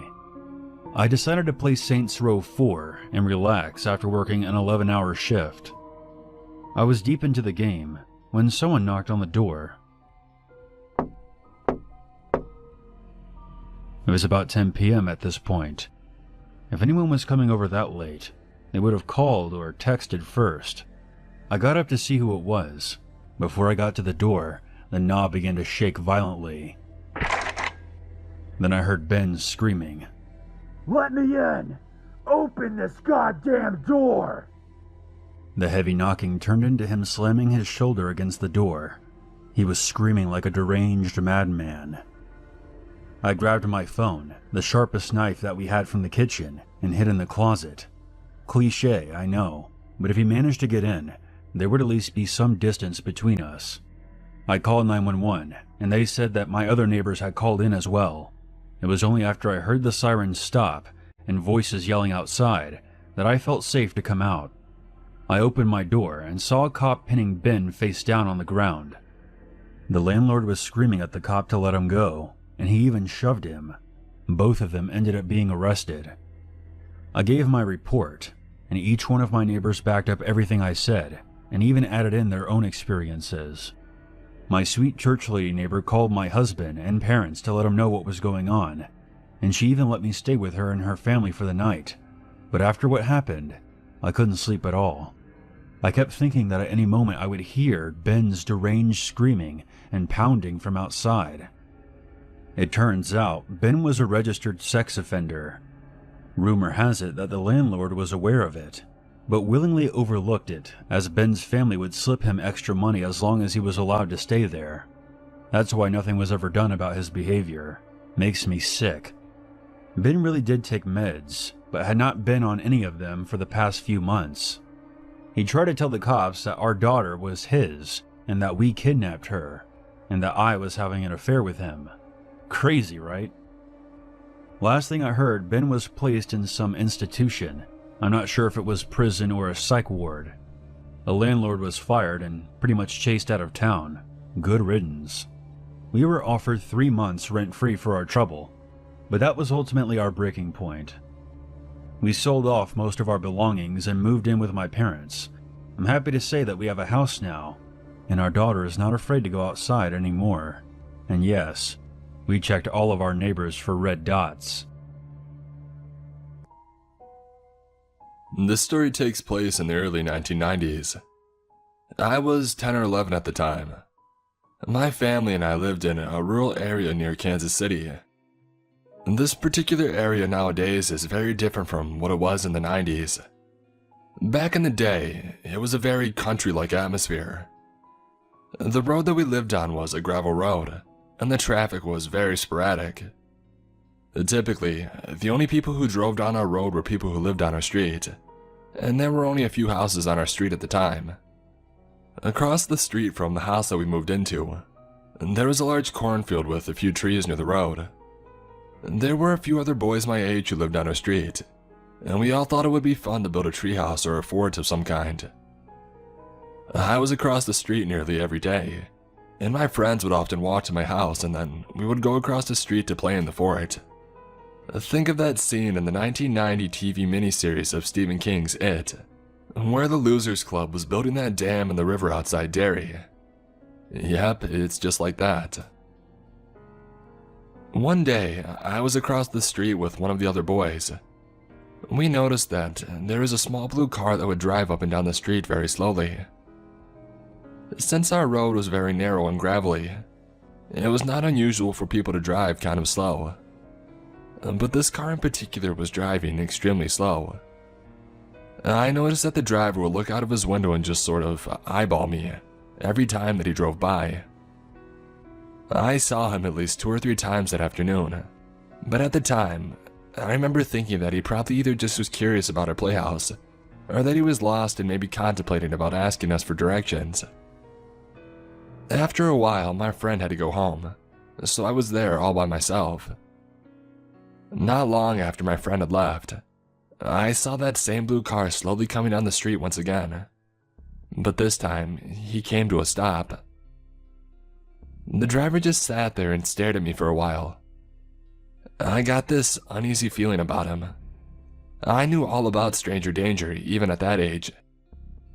I began to feel that something bad was going to happen. My dad's words echoed in my head.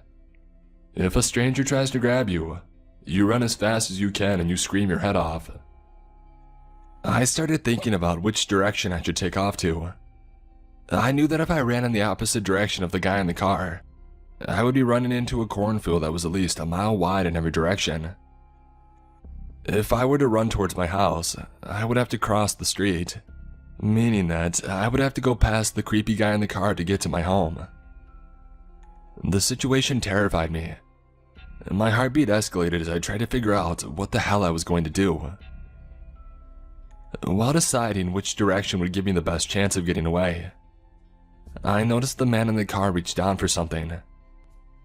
I never did see what he was going for, but something told me that if I didn't start running at that moment, I would be history. I then saw the man open the car door just a crack. I knew my dad was home at the time, so I decided to make a break for it. I knew that I was going to have to cross the street and I would have to get past the man's car. I began running as fast as I could alongside the road in the opposite direction of where his car was facing. I could see out of the corner of my eye that the guy had closed his door. When I reached the road, the driver had put his car in reverse. If I had been a second slower, I wouldn't have made it. The trunk of his car barely missed me as I darted away from the street to my driveway. I began screaming as loud as I could while charging towards my house. My dad ran outside to meet me in the driveway. When I had turned around to show my dad the man in the car, he was gone. All I could see was the dust cloud coming off the gravel road as the mysterious man in his blue car sped out of there. That night, I had a nightmare. I was running down a seemingly endless gravel road. I was panting, sweating, terrified. I would look back and see that blue car getting closer and closer. I woke up my parents. Apparently, I had been yelling in my sleep. I had to sleep in their room for a while, but the night terrors eventually did stop. This was nearly 2 decades ago, but I still remember it very well. There is no doubt in my mind that the man in the blue car was the monsters that your parents tell you about when you're a kid. Had I not run off when I did, I would probably be nothing but a statistic today. I occasionally hear stories about kids who went missing in my area in the 90s, and I wonder if it has anything to do with that man in the blue car. I may never know for sure, but I understand now why my dad always told me to run and scream. I'll be instructing my own children someday to do the same. My mother was 14 in 1986 when this happened. She lived in China at the time with her parents and younger brother. It was deep into winter when this occurred, and the temperature dropped into the negatives. Snow was falling in thick layers onto the ground.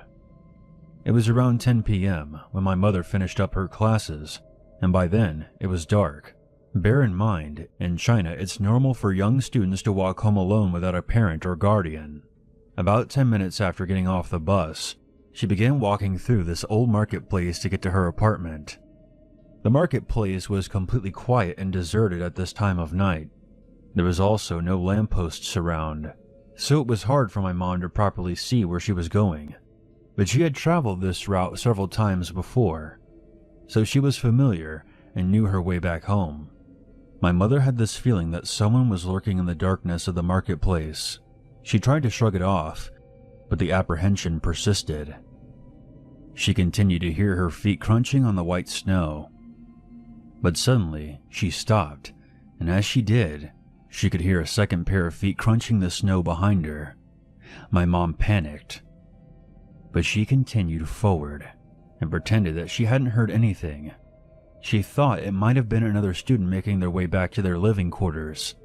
This thought made sense, but it didn't stop her from walking faster. As she began to pick up her pace, the crunching snow behind her also began to speed up. My mother couldn't handle the fear any longer and started running, but the thick snow made it difficult for her to run away quickly. She also gave a quick look behind her. She was greeted by the silhouette of a tall man only a few meters away and closing in. The man did not appear to be wearing a coat, despite the freezing temperature. The lack of lampposts made it difficult for my mom to make out anything else. However, that's not what scared my mom the most. She was eventually chased into an area that was lit by a dim light mounted to the side of a merchant stall. When she looked back, she was able to see that her pursuer was carrying a large plank in his hand. Now petrified, she continued to run and refused to look back again. Suddenly, she saw the light of a lamppost that was situated on a small street. Luckily that night, there happened to be a young couple walking towards her. With her last ounce of energy, my mom ran to them and collapsed. My mom was in hysterics when they asked her what was wrong. She explained to them what happened, but by then, the stranger had vanished. The couple that she ran into was living in the same apartment block as her and was familiar with her father. They accompanied her back home, and they told my grandfather where they found her. After the couple left, my mom couldn't stop crying out of shock and fear. From then on, my grandfather would meet my mom at the bus stop where she got off at, and they would walk home together. My mom never found out who her assailant was, and thankfully, she never had another encounter with him again. I was reading a story that reminded me of an event from over 20 years ago. It was around the second half of 1998. I had taken a security guard job at a plant that manufactured locks. I usually worked one of 3 shifts, 4 p.m. to 12 a.m., 7:30 p.m. to 3:30 a.m., 12 a.m. to 8 a.m. The 7:30-3:30 shift was for extra coverage, so there were always 2 of us from 7:30 to midnight. It was a very routine, boring job for the most part. We did our rounds, logged everything out of the ordinary, and watched a tiny monitor displaying the CCTV feed. Things went by in an almost peaceful manner. I worked, saved, bought a car, and had planned to move. By late March of 1999, I served my notice and prepared to head cross-country. A new hire was brought in to fill my spot, a soft-spoken man named Calvin. As part of his training, Calvin spent time working all 3 shifts. At night, he was a shadow, working by himself, getting a feel for the plant's nocturnal routines. Most nights he worked with myself and a female guard named Amira, who was around my age. I was 18 at the time. Calvin was about a decade or so older than us.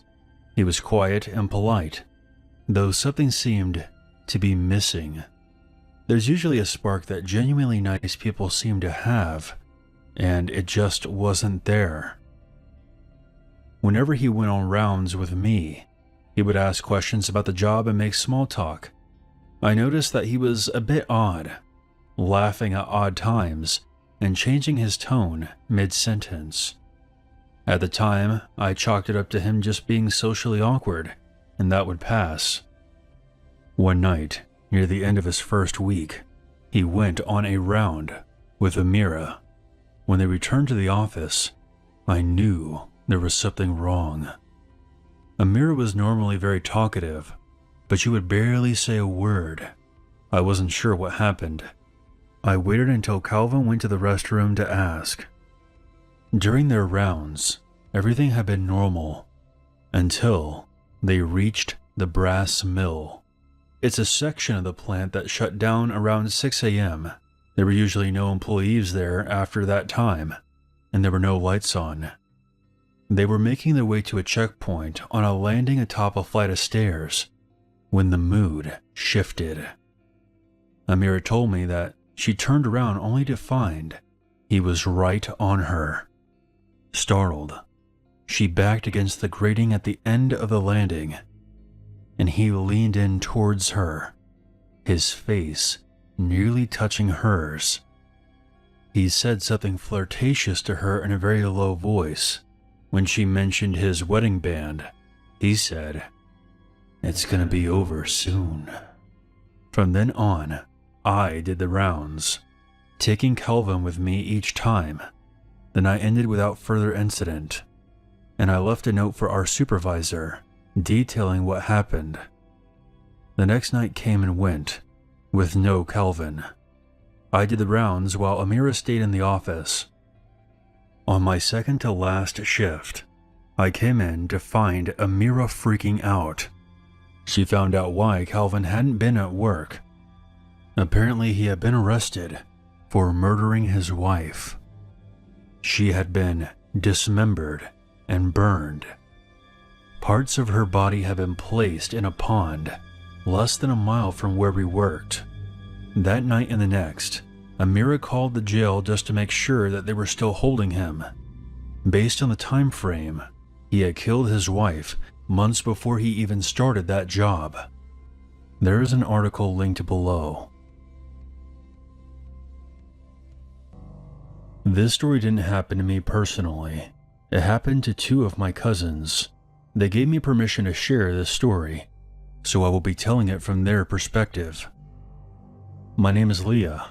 This story happened in April of 2016. I was 29 years old at the time. I live in Atlanta, Georgia. In April, my cousin and I, who I'll refer to as Kate, wanted to go for a Caribbean getaway, but we didn't want to go to the popular tourist destinations, such as the Bahamas, Jamaica, the Dominican Republic, or Puerto Rico. So we chose a lesser-known island called Dominica. It's a small island located between Guadeloupe and Martinique, with a population of about 72,000. We booked an Airbnb in the countryside, about 30 minutes away from the capital city. The first 2 weeks went well. We rented a car, and the Airbnb was perfect as it was located near a beach. It was the getaway that we needed. We explored the island, visited several waterfall locations, and even made some friends in the village we were staying at. But on the second day of the third week, something horrible happened. One afternoon, we didn't go out and decided just to spend time at the nearby beach with the locals. Later on, when the people left the beach to go home, Kate wanted to go back to the Airbnb, but I decided to stay there a while longer so I could have some alone time. I closed my eyes and laid down near the beach, enjoying the peace and quiet. I must have dozed off because before I knew it, it was dark, so I decided it was a good time to head back. I arrived at the Airbnb, but as I was getting my keys to unlock the door, two men wearing masks came out of the bushes and started beating me with batons. One even threw a rock at me while I was down, causing me to scream in pain. Kate came out and tried to defend me, but the men also overpowered her. They ran into the Airbnb and ransacked the entire place. Some nearby villagers saw what was happening and quickly came to our aid, but by that time, the two men had already fled. They had taken my laptop, my phone, and my wallet. Luckily for us, our passports weren't stolen. We were both bleeding pretty badly. At some point, I felt like I was going to pass out. The police eventually showed up, and after receiving some medical assistance, we told them what happened. They were shocked. Dominica is usually a pretty safe country. Two of the villagers drove us to the hospital, which was located in the capital city of Roseau. We had to stay in the hospital for a while because our injuries were so bad. We even had to change our return flight. Thankfully, we got out alive. As far as I know, the two perpetrators who attacked us were never caught. This event has forever traumatized Kate and I. However, I still like Dominica and would love to go visit there again someday. But next time, I'll be a lot more cautious. A few years ago, I was working at a pizza chain in my local town of Ocala, Florida as a delivery driver. Those who are familiar with Central Florida will probably know what I'm talking about. Rolling hills, flatlands, springs, swamps, you name it, Ocala had it all. I was 25, but I made damn good money doing it as rural families were generally more wealthy than most. I had worked at many other places before, both local and chain, but I favored local businesses more. I'd also like to note that I'm a firm believer in God and thank Him till this day for saving my life. One night, I was working and I had an order of 5 large pies to deliver. People don't normally order this much amount of pizza around here, so I could only assume it was a party of some type. My boss wrote down the address for me, and it was on the more busier side of town. This made me feel comfortable, as I typically don't like delivering to rural homes far apart from each other. I'm still not sure why, but that's just how it was. That being said, I do the delivery and drove over to the address, which took me to an apartment complex in town. I had never seen this complex before, as I normally don't go over to the center of town, but I guess it was nice to do deliveries at different locations. I grab the order and go up to the apartment and knock on room 104. This will be important in the story later. I was greeted to a younger guy, I'd say a little younger than me, as well as another guy who appeared to be the same age. Order for Caleb? I said. Without even saying a word, one of the men takes the pizza from me while the other said in a very blunt voice as to how much it was. I tell them the total came out to be $60.83, and the two just look at each other in confusion. One of them spoke up, giving me the side eye as he said that that wasn't what he was told over the phone. "Oh, let me double check. Maybe I made a mistake," I said. Okay, so I obviously knew that this had to be the correct amount, as my boss makes us triple check all details, so I knew I had this right. I read over the receipt just to be sure, and lo and behold, I was indeed correct. I show them the receipt for proof, and that's when I see one of them nervously looking around while the other is just staring at me. The very second I was about to say something, one of the men pulls out a gun and points it at my head. At that point, I couldn't even speak or begin to form a sentence for that matter. The kid with the gun says in this really raspy voice to hand him my wallet, keys, and phone or he won't hesitate to pull the trigger. I very nervously said okay and slowly reached into my pockets for all my belongings he requested and handed them to him. They then tell me to come inside slowly and to sit down on one of the chairs by the kitchen table. I comply and walk over to the kitchen where one of them sits me down and proceeds to tie my hands with duct tape. I was pretty much screwed at this point as I couldn't go anywhere as they had the keys to the company car and they sure as hell wouldn't give them back. One of the guys opens my phone and starts to go through it, deleting anything he could find. At one point, I see him land on a picture of my girlfriend, which shocked me to my core. Just a year ago, my girlfriend died in a fatal car crash, and I had photos of her on my phone to keep as memories. Hey, please don't delete those. They're the only thing I have left to remember my girlfriend. However, they didn't seem to care and actually ended up deleting them purely out of spite. I'll admit I got teared up a bit seeing them do that and didn't know what else to do other than to just sit there and watch. I remember sitting there just wondering as to what the hell these people were gonna do to me, and I almost threw up. All the while, I'm praying to God I make it out safe and to let me go from whatever this was. I'd say I kept asking them what they wanted from me several times before one of them just demands for me to shut up. Now, this is the part where things take an unexpected turn. As they were going through my phone while also counting the money in my wallet, we all hear the sound of a window crash in one of the rooms of their apartment. This noise obviously concerned them as they took off running to the room where they heard it. I hear one of them shout, "Who's there?" Had someone broken into their apartment? I thought to myself. What actually happened will leave you speechless. Right then, I knew that this was my chance to leave and start biting off the tape tighter on my hands, hoping to rip it off. Somehow I managed to do this and was set free within a few seconds as I was biting down pretty hard. I knew that they would be back any second, and so I just run toward the door and start unlocking the 3 locks that were built into the door. Yeah, no wonder why they don't want anyone finding out about this, I thought to myself. I make it out the door and book it out of the apartment building, not looking back and just trying to find help. It was then when I remembered I didn't have my phone, so I couldn't call the police, so I took that chance to run to the nearest shop. They were thankfully very polite and let me use their phone to call the police.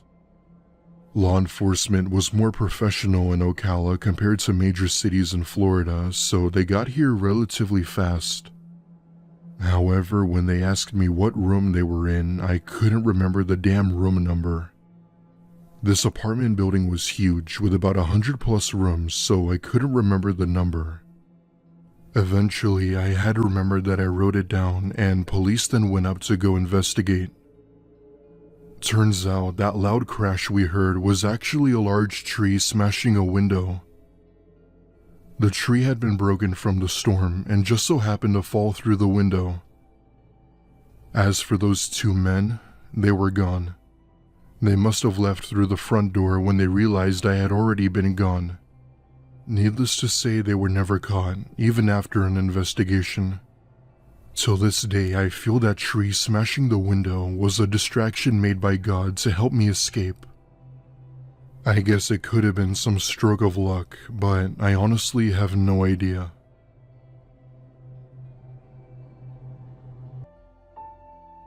I'm a male, currently 22 and in college going for my bachelor's. I have a part-time job at a hospital, but I also did DoorDash on the side to earn more money. This happened last week during one of my delivery trips, and it's by far the creepiest thing I've ever experienced in my 2+ years of DoorDash. I was out one night with my friend during the middle of the week looking for any orders we could take. Since it was 11 p.m. on a Tuesday night, there weren't many places open besides fast food. My friend had come along with me as I liked the company, and let's face it, driving alone sucks.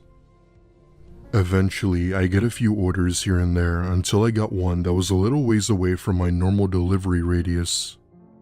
It was about a 25-minute drive, but at the end of the day, it meant more money in my pocket. Whoever it was ordered from a nearby McDonald's, which was expected at this time of night. That said, I retrieved the order, and before I knew it, we were already halfway to the destination. My GPS led us to one of those terrace homes that always seemed like one big townhouse that you would commonly see. The customer had noted that they wanted it handed to them, which I sort of hated if I'm being honest. Most people would prefer if it were left at the door, but I guess not everyone is the same. My friend and I grabbed the order and started heading toward the door. However, as we were getting ready to ring the doorbell, the door immediately opens where we were greeted to a younger-looking Asian man. He appeared to be in his late 20s or early 30s and was absolutely stoned. However, he was still stable and was able to make conversation with us, and he actually seemed pretty cool at first. He asked us how our night was, how old we were, and where we went to school. You know, casual small talk questions. Granted, he had somewhat of a small accent, but we could still understand what he was saying. After about a good 5 minutes of chatting, we hand him his order and he just puts it on the table next to him and says something we didn't expect. Still stoned out of his mind, he asks us if we'd be interested in having a beer with him. I look at my friend and he sort of just shrugs and says sure. Normally I'd say no, but seeing as to how chill this guy was, we didn't think anything of it. We walk into the house and he hands us each a cold beer and proceeds to start up an actual conversation with us, mostly about his life. At one point, he gets up and tells us to wait as he says he has to step out to take a quick phone call. The man steps into another room and shuts the door behind him. So there we were, just chilling while talking to my friend when I hear the man speaking Japanese in another room. Now, my stepmother is from Japan, so while I understand a fair bit of Japanese, I don't speak it. So I hear him talking but pay no attention because it's rude to eavesdrop and all. That was until he said something along the lines of, "The people in my kitchen won't find out." That's when my ears perk up. To put it simply, he was basically talking to someone on the phone and how he was planning on keeping us silent just in case. That was enough to quietly tell my friend what was going on and that we had to leave. However, as we got up, he comes back out and sees the look on our faces, and it was at that point where he had caught on. His face went from a friendly smile to a disappointed look as if he knew we had hurt him. I tell him that it was nice to meet him, but that we had to go. He said nothing and just watches us as we walk out the door, not saying a word. As soon as we start the car, we see him come out of the house waving a gun like a madman. He fires 2 shots into my front fender of my car before we hightail it out of there. All the while, my friend is crying as he swore a bullet ripped through his seat. We drive for about 10 minutes before I call the police to explain my situation. After giving a description of this man to the police, they had sent in squads of police units to the address. Turns out, this guy was a member of the Japanese Yakuza and was wanted for murder and importing illegal goods into the US. He used an alias for about 4 years and was somehow never caught. I don't know about you, but encountering a mafia member is probably the scariest thing that can happen to anyone. Shortly after entering his home, they had ended his life on the spot. For starters, authorities had found several files on his computer and even found drugs and weapons inside these crates he had locked away. All of these things were obviously highly illegal, and police even went as far as locking down the whole neighborhood. I'm not sure why they did this, but I guess that's just how these things work. The craziest thing about this is the fact that I fed him his last meal. That still bothers me for some reason till this day. My name is Alex, and this happened just yesterday late last night with my girlfriend.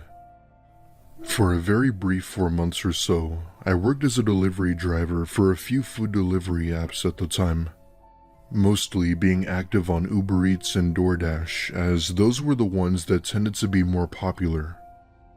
I didn't expect to make big money from this side hustle, but it helped with other small things like groceries and utilities. I live in the suburbs of LA, which is a very crowded part of the city, so deliveries were usually quick and close. Anyway, this happened last night while my girlfriend and I were doing deliveries. We had just gotten home from a friend's party, and while most people would be exhausted, we were surprisingly still active. Not knowing what to do, my girlfriend and I decided we'd go out and do a few deliveries just to have some us time. Being in the car with a loved one always felt like a special sort of vibe. Anyway, almost immediately, someone requested a large order from a local Wingstop, and I was the one who accepted it.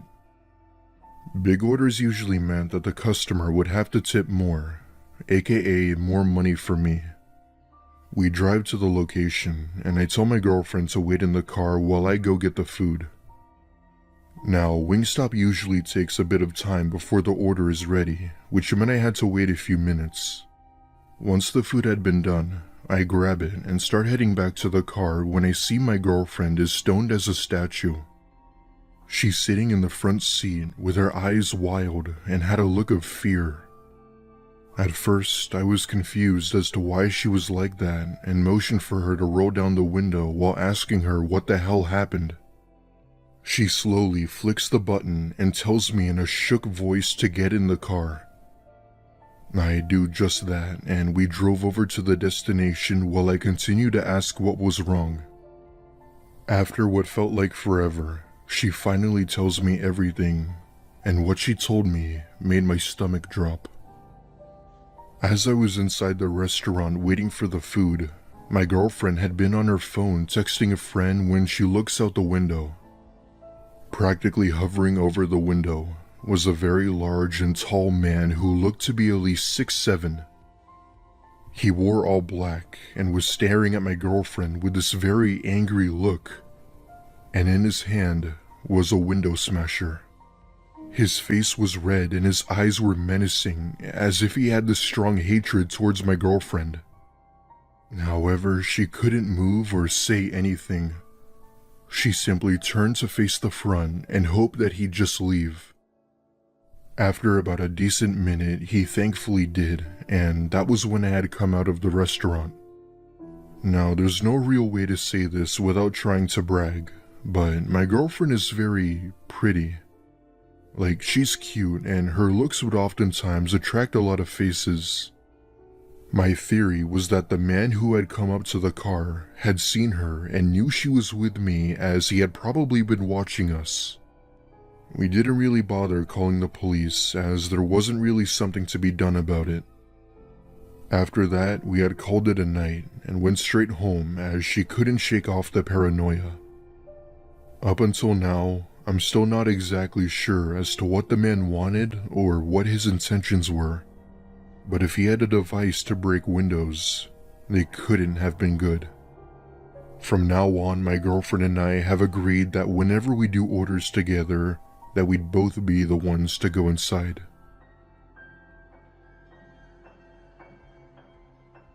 I'm a male, and I was around 8 or 9 when this happened. Obviously, I don't remember much since I was a kid, so I had recently asked my mom what she remembered about that day. My mom was taking my sister and I to see a movie. We had decided to stop at McDonald's to kill some time. A strange guy wearing a purple suit had followed us in and had sat at a nearby table without ordering anything.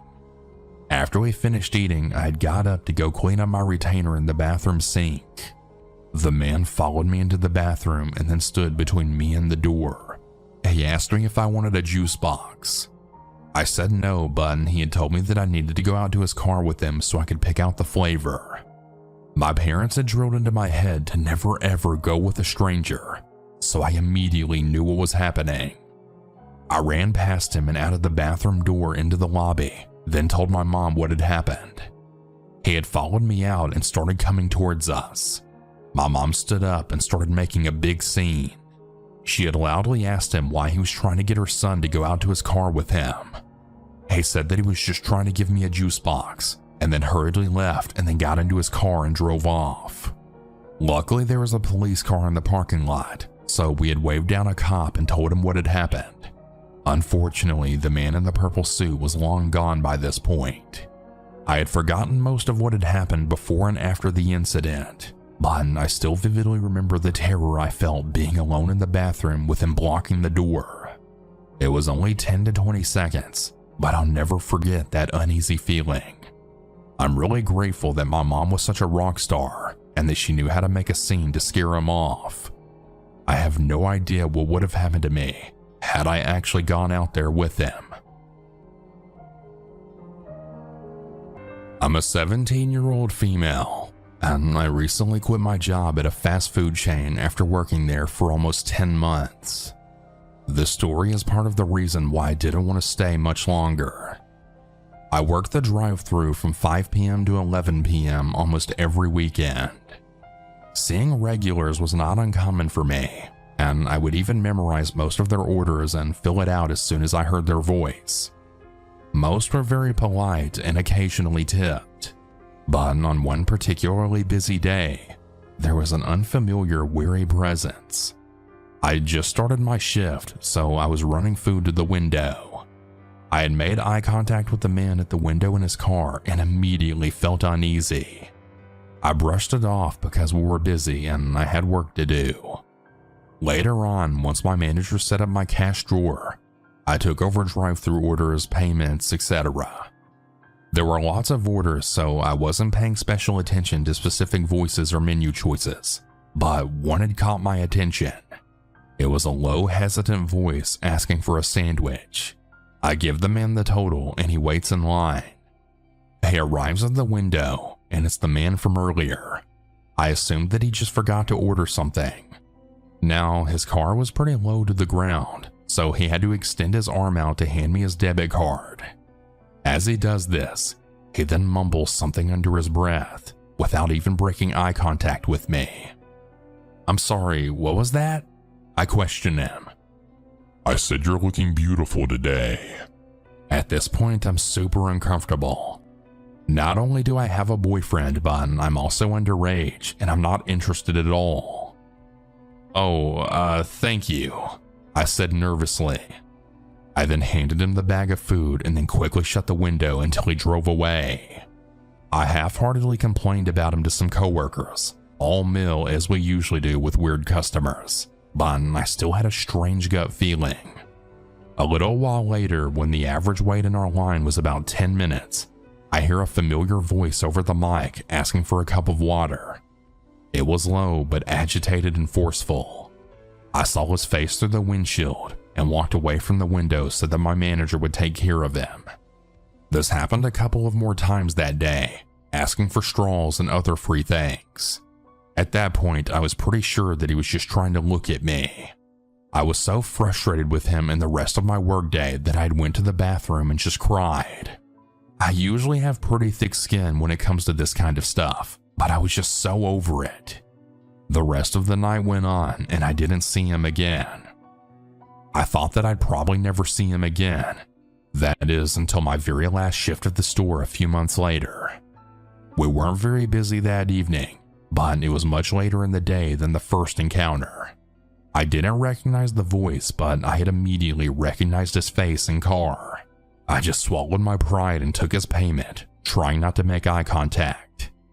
I had called my manager and he said he would give the food out for me.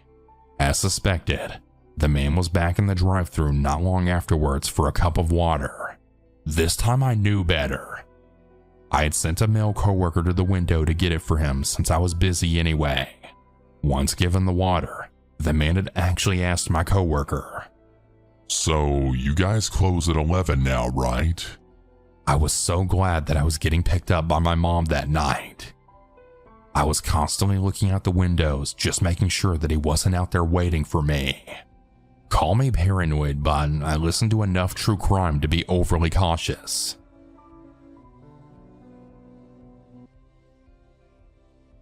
This story is told in the perspective of a female.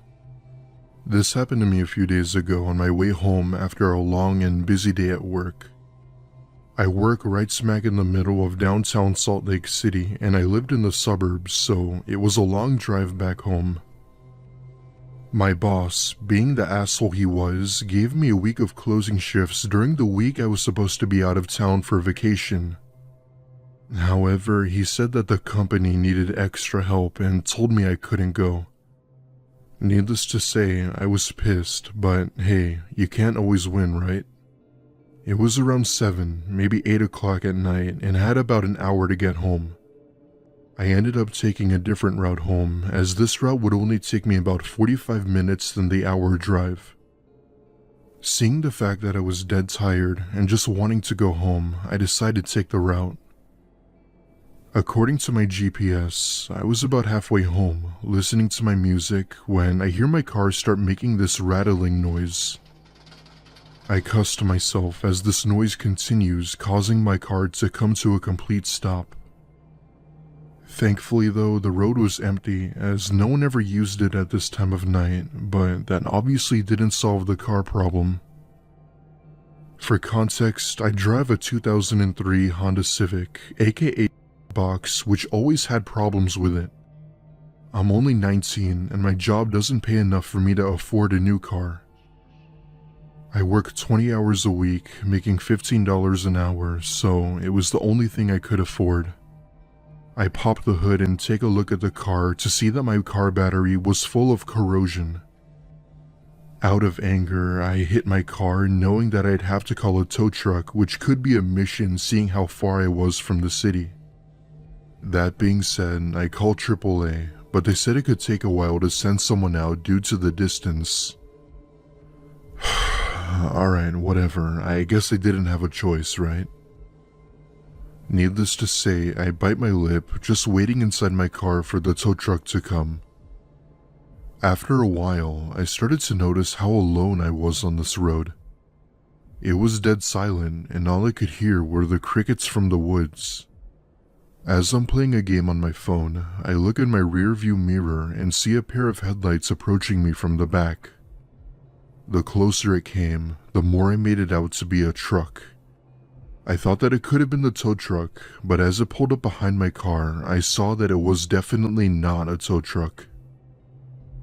It was just a standard white pickup truck, and that's when I saw a man that appeared to be Hispanic step out and tap on my window. I'd say he was maybe in his mid-50s, asking me if I needed a lift.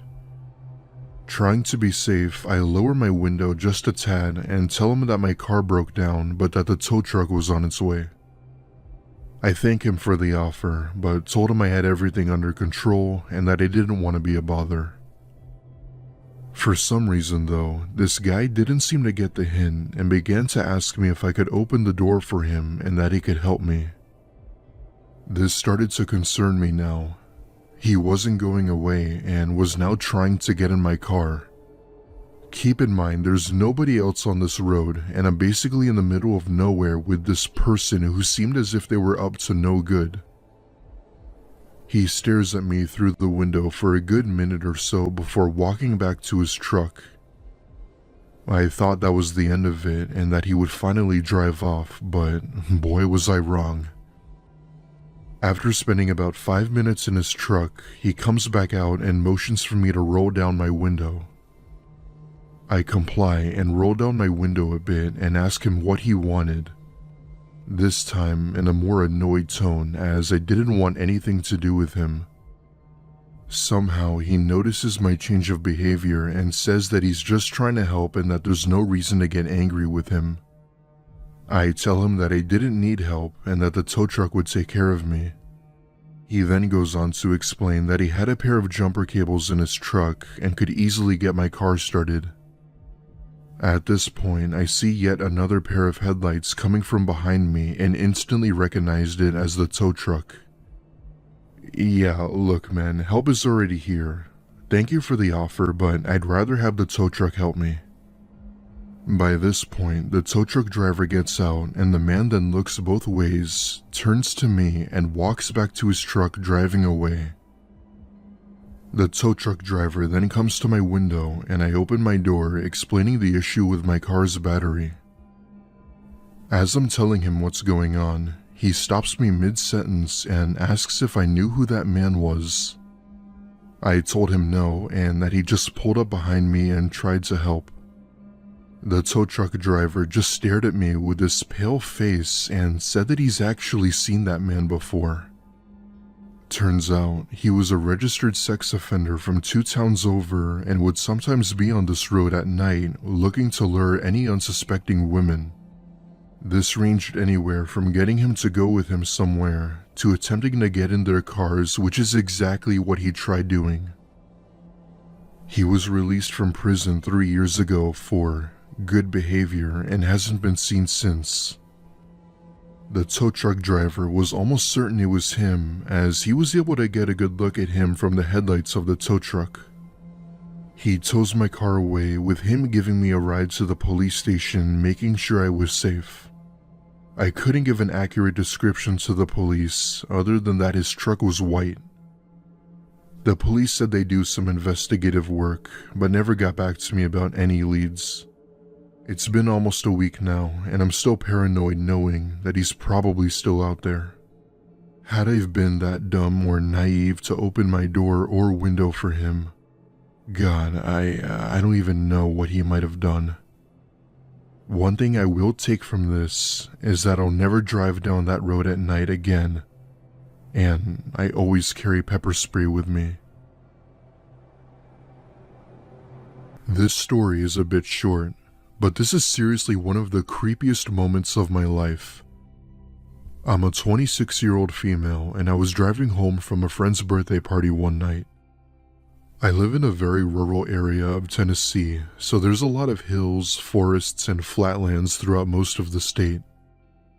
Anyway, on this particular night, I was driving through I-81 between Knoxville and Bristol. It was around 2 a.m. on a weeknight, so there were no other cars on this road other than mine. Now, whenever I'm out late at night, I always remember to have my nighttime coffee. This night, however, I didn't have my coffee, which caused me to become exhausted while behind the wheel. So there I am, driving for about 25 minutes when out of nowhere something jumps out onto the road from the trees. This scared me to the bone, causing me to let out an oh shit and brake hard. It looked like a person, to be honest, who just straight up jumped in front of my car as if they were trying to get hit. I only caught a glimpse of them and tried to see if I had ran someone over. I was ready to give this person a piece of my mind and then got out of my car to see not a soul in sight. I was seemingly the only person on this road, and right then I started freaking out, wondering what the hell just happened. After taking a few minutes to compose myself, I get back in my car only for it to not start. I tried starting the engine several times, but nothing I did ever made it work. Long story short, I called a tow truck to give me a ride, and it took about a month to get my car back up and running. Till this day, I'm strongly convinced that whatever I had seen was completely paranormal and was the reason for my car dying. So, I'm a 25-year-old male, and this happened just last year in the summer. I was on a road trip from Albuquerque, New Mexico to Los Angeles, California. The reason for this trip was to visit my old friend from my childhood who I hadn't seen in years. Moving away from one of your best friends is enough to make anyone feel lonely and sad.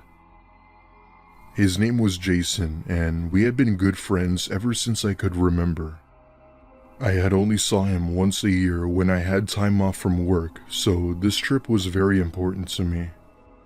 If I remember correctly, I was driving down a long stretch of road somewhere in Arizona when my car suddenly dies out of nowhere. Being rightfully pissed off, I hit my dashboard while trying to get the damn thing to start. Eventually, I get out of my car and open the hood. My car's battery had been covered in battery acid and had spread throughout the other components. I was stuck on an empty road in the middle of nowhere with nothing but desert and cliffs. I take out my phone to try and get a hold of Jason to see if he could come get me. When we were younger teens, we'd always have this little slogan when trying to reach each other. It went something along the lines of, "So-and-so, do you copy?" And I repeat the catchphrase, attempting to reach him. "Hey Jason, do you copy? I'm in a bit of a pickle here." However, signal around here was basically non-existent, so I had no other choice but to walk to the nearest town. All the while, I'm still trying to reach Jason, but there was no luck. About 15 minutes into my walk, I look behind me and notice two headlights in the distance getting closer and closer.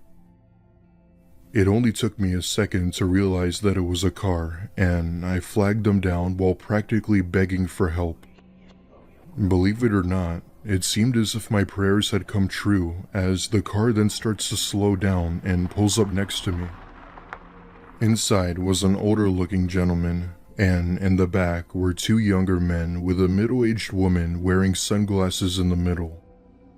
The two men seemed to be carrying her as she appeared to be asleep. The driver asked as to how they could be a help, and I explained my situation to them. One of the men in the back seat had said something about how that sounded like a you problem and that they'd be no help. I apologized, thanking them for their time, and told them I'd be on my way. However, that's when I noticed the woman in the car. She looked slumped over and just appeared to be out of it. I then asked in a direct tone to the driver, "Everything alright with her?"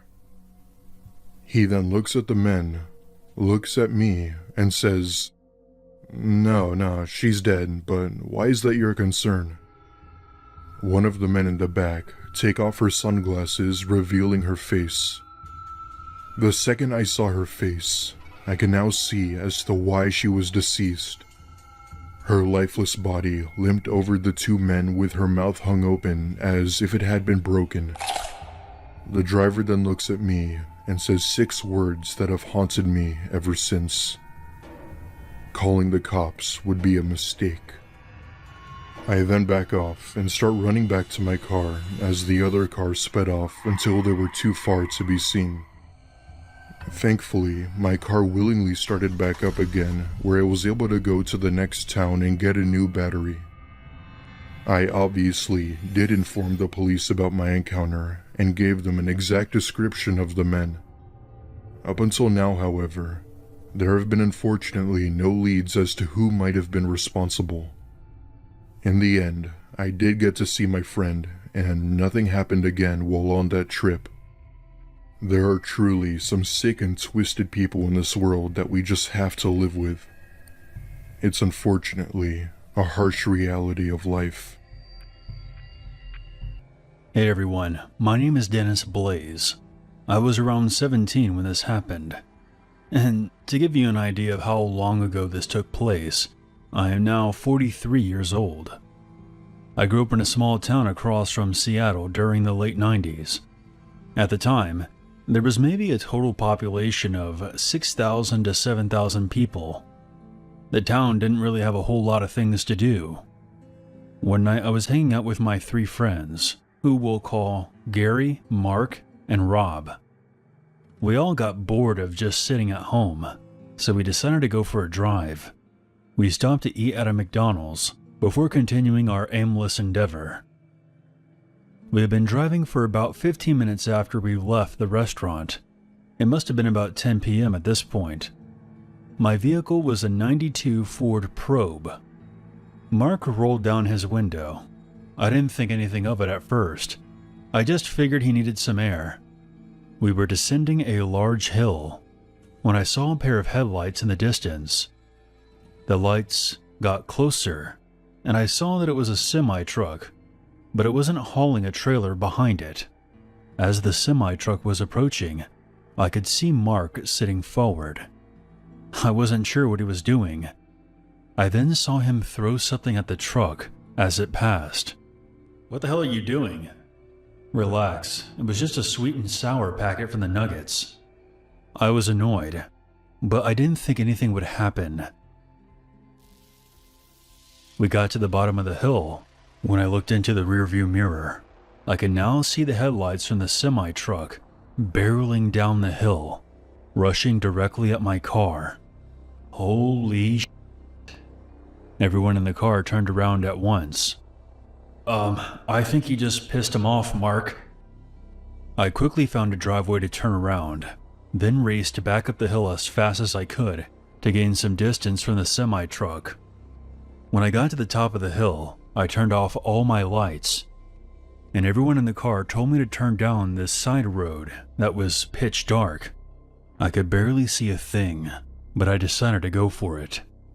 I then turned the car back around before putting it in park. We thought it would be a good idea to wait for a few minutes before heading back to my house. We waited for about 2 minutes when we saw those damn headlights coming in our direction. I couldn't believe it. The truck driver must have seen us turn down this road. I thought for sure we had lost him. The massive truck seemingly blocked our only way out. It came to a full stop. We then heard the driver's side door opening. Soon the driver was illuminated by his own headlights. This man looked huge. "What the hell should we do, Mark? You're the one who got us into this. What do you think we should do? Let's get the out of here." "I don't think I have enough room to get around him." "No, that's not true. On the left, there's a clearing. He's not hauling a trailer, so if you floor it now, you should have just enough room to get around him." I decided to trust Mark and stepped on the gas pedal. I narrowly missed hitting the man. I remember him angrily shouting at us as we zoomed past. Who knows what he would have done if he got his hands on any one of us. Mark turned out to be correct. I had just enough room to make it out of there, and I floored it all the way back home. My parents were at the casino that night, and they weren't going to be home for at least a few more hours. We locked all the doors and closed the curtains, checking every couple of minutes for any headlights. When we were convinced that we were no longer in danger, we all had a good laugh about the whole situation. It was crazy. I told Mark he's no longer allowed to eat chicken nuggets again. I'm glad we all made it out of there safely. But I'll never forget the fear I felt when I was staring down those headlights on that dark road. About 5 years ago, I was driving back home from work late one night. I worked at a restaurant/bar at the time and often worked very late. So it was past midnight when I was finally going home and driving my Honda Accord. I lived with my parents during this time in a neighborhood about 10 minutes from my job. So after leaving work, I got onto the roads, which were very quiet, as they often were in the late night hours. It was a huge difference from when I would go to work and there would be lots of cars on the road, to when I would drive home and there would be basically nobody. So within probably 2 or 3 minutes of driving home, I did notice a car behind me. When it started following me though, I had no idea. I kept driving home and was realizing that the car behind me was turning wherever I did. Soon, I was very suspicious that I was being followed. I was never quite 100% sure though. I thought maybe it was a neighbor or something. There are many other houses in the neighborhood. Still, I was suspicious by it. Soon, I had made it to the street where my parents' house was. I turned onto it, and the car behind me did the same. I actually thought about driving around the block or turning around, but ultimately, I drove to my house and pulled into the driveway. I remember being really nervous as I was pulling in that the car would as well, but it didn't. Instead, the car kept going down the street. I felt much better, and then got out of my car and walked inside. By now, my parents and sister had long gone to bed upstairs. The lights were off inside the house, and it was very quiet. I went into the kitchen to make some ramen noodles or something like that. I was very hungry and wanted something quick to have before bed. As I was waiting for the water to heat up though, I casually walked around a little. I went into the living room and glanced out the front window. That's when I noticed a car driving extremely slow down the street. And I further noticed that it was the same car that had seemingly followed me all the way home. Now I was very suspicious. I continued to watch out the window. The car then turned and parked on the side of the street just past our house. I heard the engine turn off and then watched the driver's door open and saw a man get out. He then started walking towards our front yard. That's when I jumped back from the window so that he wouldn't see me. I went back into the kitchen and just hoped that this guy wasn't going to try to break in or something. Seconds later though, there was a knock at the front door. My heart started racing. What could this guy possibly want? Several moments went by and he knocked again. I slowly walked into the living room and went to a window. When I looked outside, I saw the man walking away from the front door, but he wasn't going back to his car. Instead, he walked around the side of our house. I went back into the kitchen and looked out of a back window. I was very careful when I was looking so that I wouldn't be seen. The man appeared to walk through the backyard. He made his way through the backyard and then went out of sight again. I then went back to the front of the house.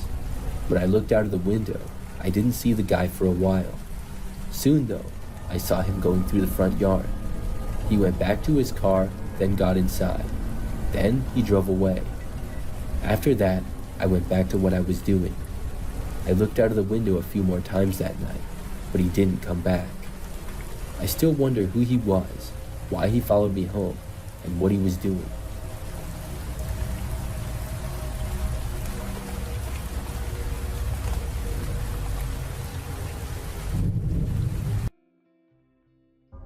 Back when I was 18 years old, for about 6 months, my boss drove me to work. I know that may sound a little weird, but I didn't get a license yet, and he knew my mom. It also helped that he lived about 2 minutes from my house. It was just a weird situation, and no matter how I try to preface it, I just know that it sounds weird. Most mornings, the drive to work was uneventful. We'd usually get to work at around 6:30 a.m., and neither one of us would talk in the car. He was usually hungover, and I just wasn't the talkative type. I'm a quiet person by nature, but I was even quieter back then. One day, we had to go to work at 3 in the morning for inventory.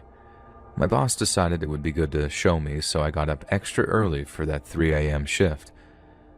On the way into work that morning, my boss said that he wanted to grab some coffee at the gas station since it was the only place that was open. When we parked, as he was getting out of the car, he told me that he was going to hit the restroom as well. I just nodded and decided to wait in the car. I was exhausted from staying up way too late playing video games, and I was planning on just resting my eyes until we got to work. I'm assuming a few minutes had passed. I don't know exactly how long it was because I was falling asleep while I was waiting for my boss. With no notice, the back seat door opened, and it startled me in my half-asleep state.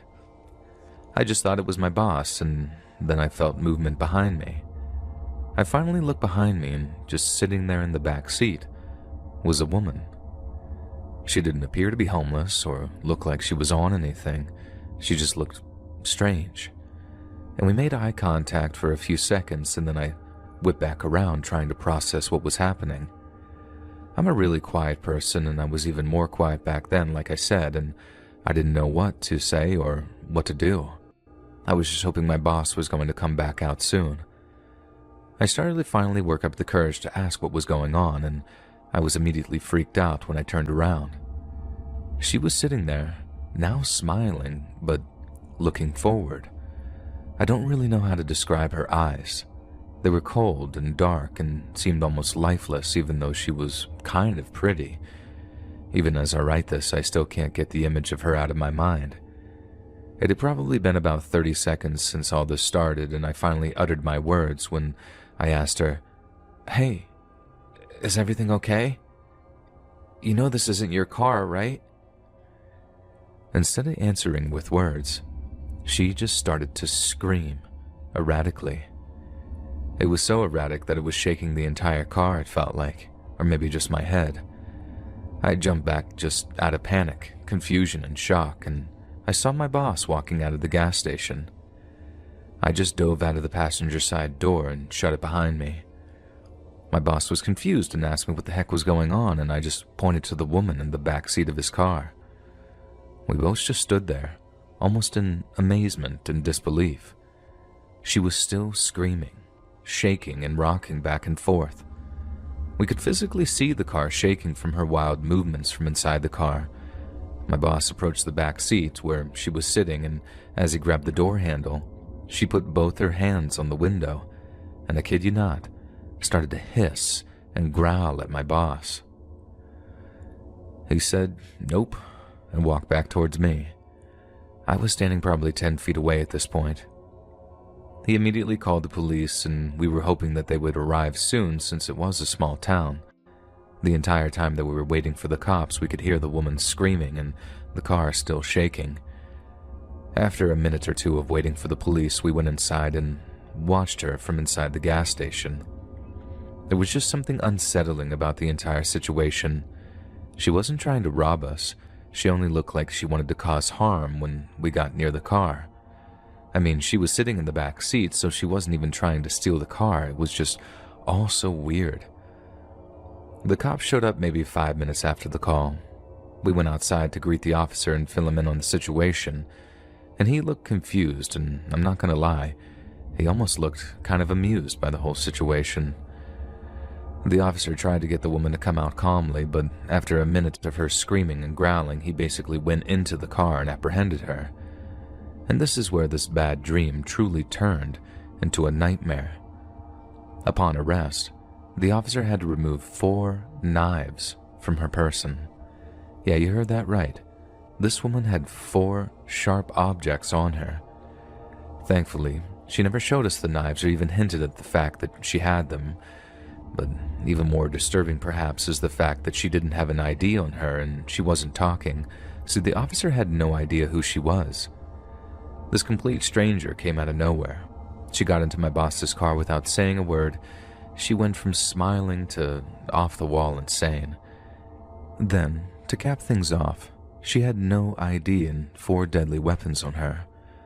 I've had some wild things happen to me over the years, but I'd have to say that this was probably the strangest and most terrifying that's ever happened to me. It's been years, and I remember this moment like it was yesterday. I'll never forget that woman's face. and I honestly wonder what she's up to now. My name is Danny, and this happened to me when I was living with my dad at the time of this story. My dad worked 2 jobs, and I was only 18 at the time and was a part-time college student, so my dad would oftentimes be called into work while I was either at home or school. This particular night, my dad had been called into work for one of his jobs for a possible storm emergency and wouldn't be back until the next day. This was during hurricane season, so him getting called into work wasn't too big of a surprise. Anyway, my dad had already left for work and I was laying on the couch watching a movie while somewhat enjoying the sound of rain and thunder from outside. At one point during the movie, I for some reason fell asleep and woke up to the sound of the home phone ringing. This wasn't too sketchy as we get calls almost every day, most of the time either from scammers or people looking for my dad through his work. I hesitated and got up to answer the phone and said hello, still in my drowsy state. However, the only thing I heard was a slight static from the other end of the line. The rest was just silence. Just as I was about to hang up the phone, I then heard what sounded like faint crying. I said hello one more time into the phone, and this time I got a response. There was a girl on the other end that sounded around 5 or 6 judging by her voice. She sounded distressed and scared. Then, clear as day, I heard these exact words. "Help me. I've been taken. I've been missing for 3 years." I told her to stay on the line with me and then I dialed 911 from my iPhone. All I told the operator was just to listen. I asked the girl where she was located, but with her being so young, she could only describe the house to be small and white. She explained that she was in a dark room left alone. All of a sudden, the sound of a door opening with force broke the silence and the girl began to scream before hanging up. The operator took down every little detail she tried giving us and thanked me for informing her. All the while, I was texting my dad about the situation and he told me to stay calm and call the cops again and give our address for further explanation. The cops did end up coming to my house and I was being questioned for about half an hour before they finally left. The police never did find out who that little girl was or where she was calling from, as it would have been very difficult to trace, but they did all they could. My heart aches for that child, and I hope she's doing alright, but I still have my doubts about that. About 6 years ago, something happened to me while I was home alone that I'll never forget. Because of this, I had to get therapy for 5 months straight, and this is why I will never stay home alone again. I was 12 years old at the time of this story, and this took place in my hometown in Weymouth, Massachusetts. It's a very small town, as there was nothing to do, and the antique design of the town made it look also boring and old. One weekend, my mom had told me that she had recently gotten a call back from a job that she applied to, and that she had to go into Boston for an interview. She trusted me to watch over the house for a few hours while she was gone. With me being only 12, she went over the rules most parents tell their children when being left alone. Don't go outside, don't answer the door for anybody, etc. She then left in a hurry, and I had the house to myself for a few hours until she got back. With nothing to really do or anywhere to go, I simply threw myself onto my bed and flipped on my TV to the cartoons. About an hour later, I go downstairs while on my way to the kitchen, and I notice somebody standing in our backyard. He was facing off in the opposite direction with both of his hands in his pockets as if he were waiting for the bus. At first, I didn't get too worried as a few men had been coming by to fix a pipe on the side of the house that had a major leak. However, this guy looked nothing like a plumber or anyone who specializes in repairing pipes for that matter. He wore a black long-sleeved shirt, black pants, and a gray hoodie that surely covered most of his face. I don't even remember thinking twice about it. Anyway, I had went back upstairs and finished up my TV shows and decided to go take a shower as I had a birthday to go to later that night. I turn on the shower and go in for about 15 minutes. I take really long showers, so whenever I'm home alone, I go mental. After I was done, I turned off the water, and that's when I hear the front door open. My first thought was that it was my mom finally home from her interview, so I shoot her a text asking if she was home, and within a minute, she replies with, "Hey honey, I just got finished with the interview. I'm driving home now. Is everything okay?" That's when I get a sharp pain into the pit of my stomach, knowing that someone was in my house, and it wasn't my mom. Why my dad isn't home is another story, but I take a deep breath to compose myself and wrap a towel around me and slowly creep down the steps and try and see who it was. Looking back, that was probably the most stupidest decision of my life. As I reached the bottom step, I peeked around the corner and felt my blood run cold. There was a man, about 6'6", and looked to be in his mid-30s, standing in my kitchen. He was holding a large wrench in his hand and was looking directly at me as if he knew I was coming down the stairs. Then, very quietly, he said 5 words that still haunt me till this day. "Run while you still can." That's when I lost it and started screaming while running up the stairs and into my room while locking the door. All the while, I began hearing footsteps coming up the stairs and stopping at my door. I knew he was there because I could see the outlines of his shoes at the bottom of the doorframe. He began banging on the door loudly with a wrench, demanding me to let him in. At this point, calling the police wasn't an option, so I did the only thing I could do. I slowly opened my window and jumped out onto the patio floor. Even though I tried to break my fall, I still landed with some minor injuries. I felt as if 1,000 pounds had been lifted off of me when I see my mom's car pull into the driveway. I run crying to her, explaining the situation, and she immediately takes out her .45 she keeps in her purse and walks into the house. I like to mention that my mom had served 3 years in the military, so she knew what she was doing. I heard 2 very loud gunshots from inside my room, followed by yelling and screaming.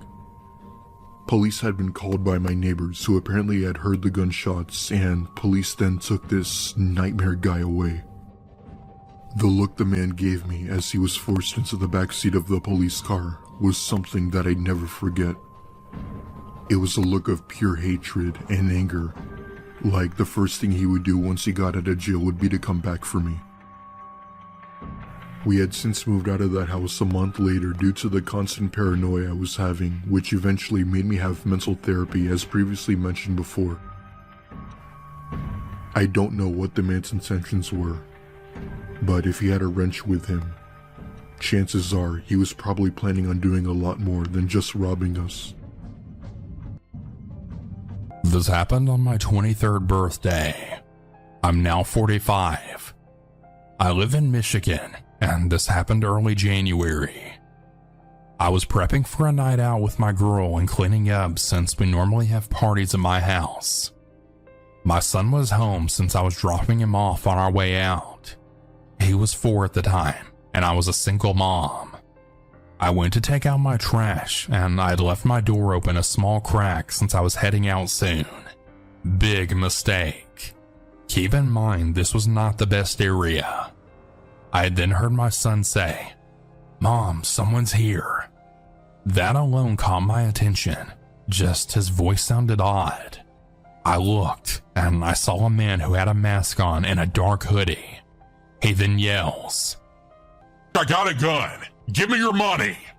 I had literally just got paid on this day, so my first thought was to distract him. My purse was in my dining room downstairs, but I told him it was upstairs. I lived in a townhouse at the time. He grabbed me by my shirt and ripped off my chain. Well, that pissed me off, and at this point I had not seen a gun, so I said, which looking back was a terrible idea. We fought, and he got some good blows on me, but so did I. My son was now screaming and crying at this point. My front door was still open, so I pushed him as hard as I could, and he literally went flying out the door down my front stairs. I then ran outside just screaming and yelling for help. A cop happened to drive by, and he asked what was going on, So I told him, and he took off. It was winter, so they tracked him down and caught him. He went to jail, but he didn't really do any serious time. He was released about a year later. I was walking into a grocery store when I had seen him. My heart stopped, and I immediately grabbed my son and walked out. I followed up with the court, and they claimed that they had sent me a notice, but I never got it. About 6 months later, he was on the front page of the local newspaper as he had killed someone, and he's now serving 55 years.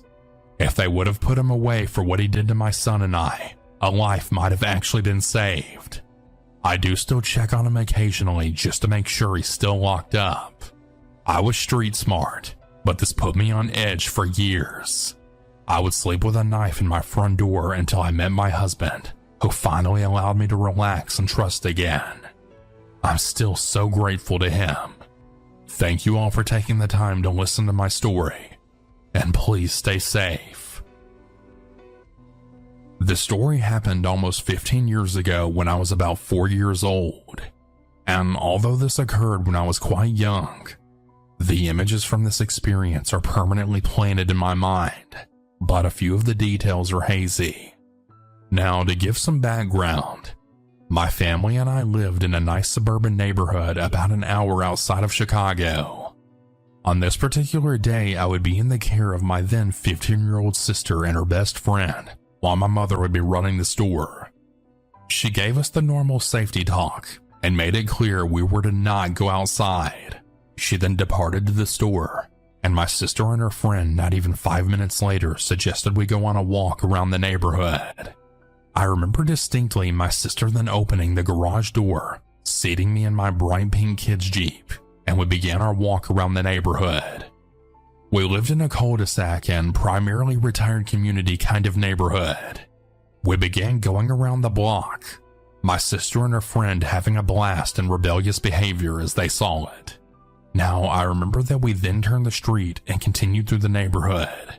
We made it about a quarter up the street, when we then saw an older woman walking towards us about a football field length in front of us.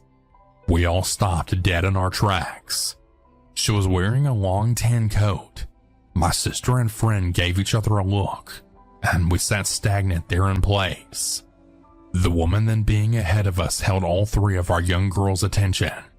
After only a few seconds since noticing her, she then realized that we saw her in turn. Within less than a minute of catching her gaze, she then began charging us, yelling at us down the sidewalk. My sister grabbed my pink Jeep and her friend, and then held me in her arms as we ran through backyards being chased by this woman. We made it to our backyard, and we ran inside our back French doors as quickly as we could, immediately locking the set as we scrambled inside. We then heard a bang. We all then turned to see a large man, tall, broad shoulders and built, leaning against the back door staring at us, looking upset that we had locked the door. This is the point in time that my memory turns hazy. I don't really remember what happened after, but I do remember my sister calling the cops and my mom returning home and scolding my sister and her friend for calling the cops, saying they were teenage girls and just liked to start drama. This happened over a decade ago, and we to this day never know what happened to those two, as there were no arrests ever made. My sister and I are still close, yet we haven't talked about this experience in years. I can't forget the vivid memory I have of being chased and genuinely thinking we were doomed if that door hadn't been locked just in time. Dear God, was that a terrifying experience. My friends and I decided to have a sleepover at my house since my parents were gone. This story took place over 10 years ago. My mom told me she would be going to Mexico to visit some family members that were sick. She wanted me to stay and feed and take care of the dogs, so I agreed. She told me she would be leaving Friday night and would most likely be back on Monday. Since I was 14 at the time, of course I was happy to have the house free of adults even for a few days. On Friday she left me money and she told me she ordered a pizza and to tip the driver. She left it around 6 and the pizza got there around 7. I tipped the driver and he left. Around 8 p.m., I decided to call my friends to see if they were trying to hang out, as I didn't want to be by myself that whole weekend. My friends, who we'll call Omar and Lewis, had agreed. We all kind of lived in the same neighborhood, so they had biked to my house. They got there around 8:30 and we were just playing 2K and Call of Duty together, like most teenagers do. We had stopped playing around 11 and we were getting kind of bored, so we had watched a scary movie. I had told them to pick a movie while I went and put some popcorn in the microwave. While I was putting the popcorn in the microwave, I had heard a big bang in my backyard, like something hit our fence. Now, my kitchen is at the back of the house, and there's 2 big windows in the back, so if something was there, it for sure would have seen me.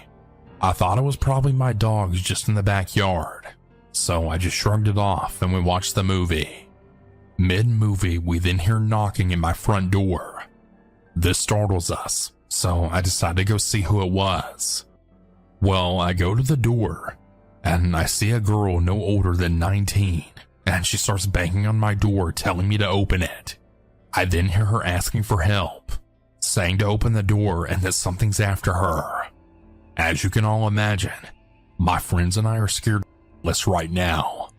Lewis decides to run over to open the door to help her, but when he does, she pushes the door open and knocks him down, and then 2 other guys come right in behind her. When this happened, I knew right then that they were going to rob us. That's when Omar and I run up the stairs, which was probably the dumbest thing we could have done. Lewis got up there quickly and had followed us, and the girl followed us too. The 2 guys stayed and tried to steal anything they saw, including my Xbox. Omar and I ran up to the attic, but Lewis was a little chubby, so he didn't quite make it, and he just ran into my room and then put his body against the door. Luckily, the girl didn't see us run into the attic, but I think she did see Lewis run into the room, so she probably assumed we were in there too. She was pounding on the door when suddenly Lewis just opened it and then tackled her. Lewis then started jumping on her, and that's when Omar and I decided to join in. I'd started to yell that I called the cops and they're on the way. The guys run out, and then Lewis gets off of her and she joins them. They ended up leaving, and we decided not to tell anyone what happened, as they really only stole the Xbox and nothing else. We couldn't really get any sleep for the rest of the night, but we were really happy that we scared them off. I'm really grateful that all of us ended up being okay, and that it didn't get worse than what it was. Last year, I moved to another city after finishing high school. I assessed several college options, and I decided on one that would have me move roughly 3 hours.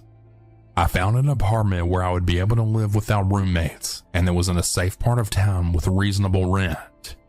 It was close to some attractions in the city, which was an added bonus to me, as it would still allow me to have a reasonable social life.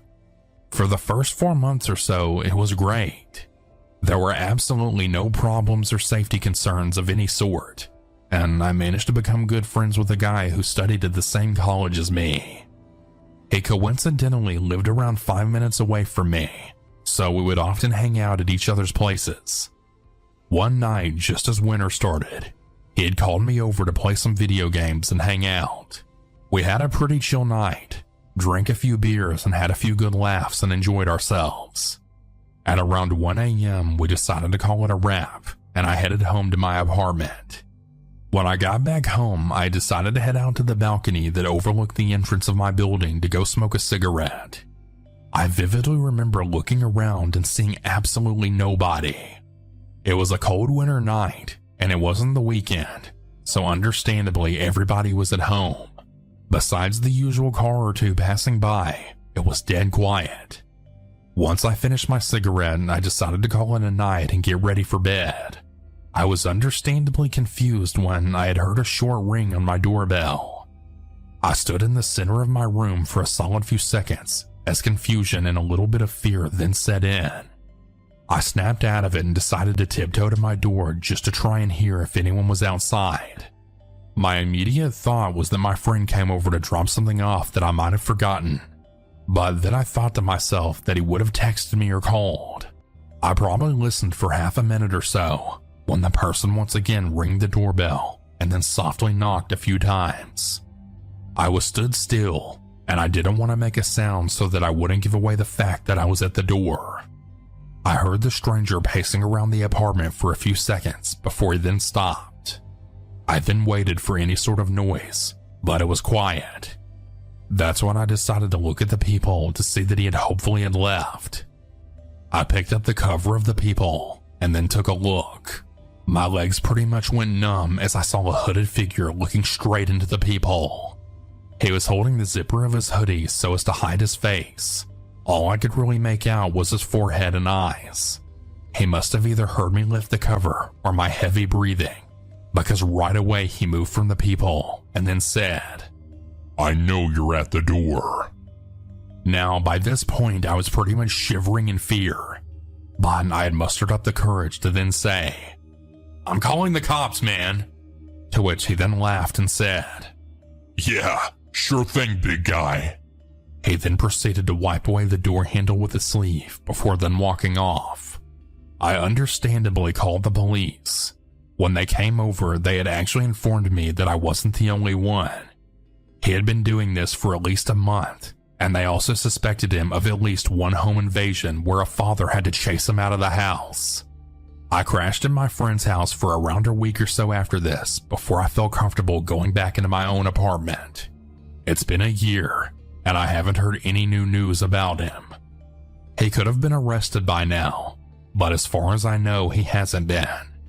I find it more than likely that he simply just moved to a different area.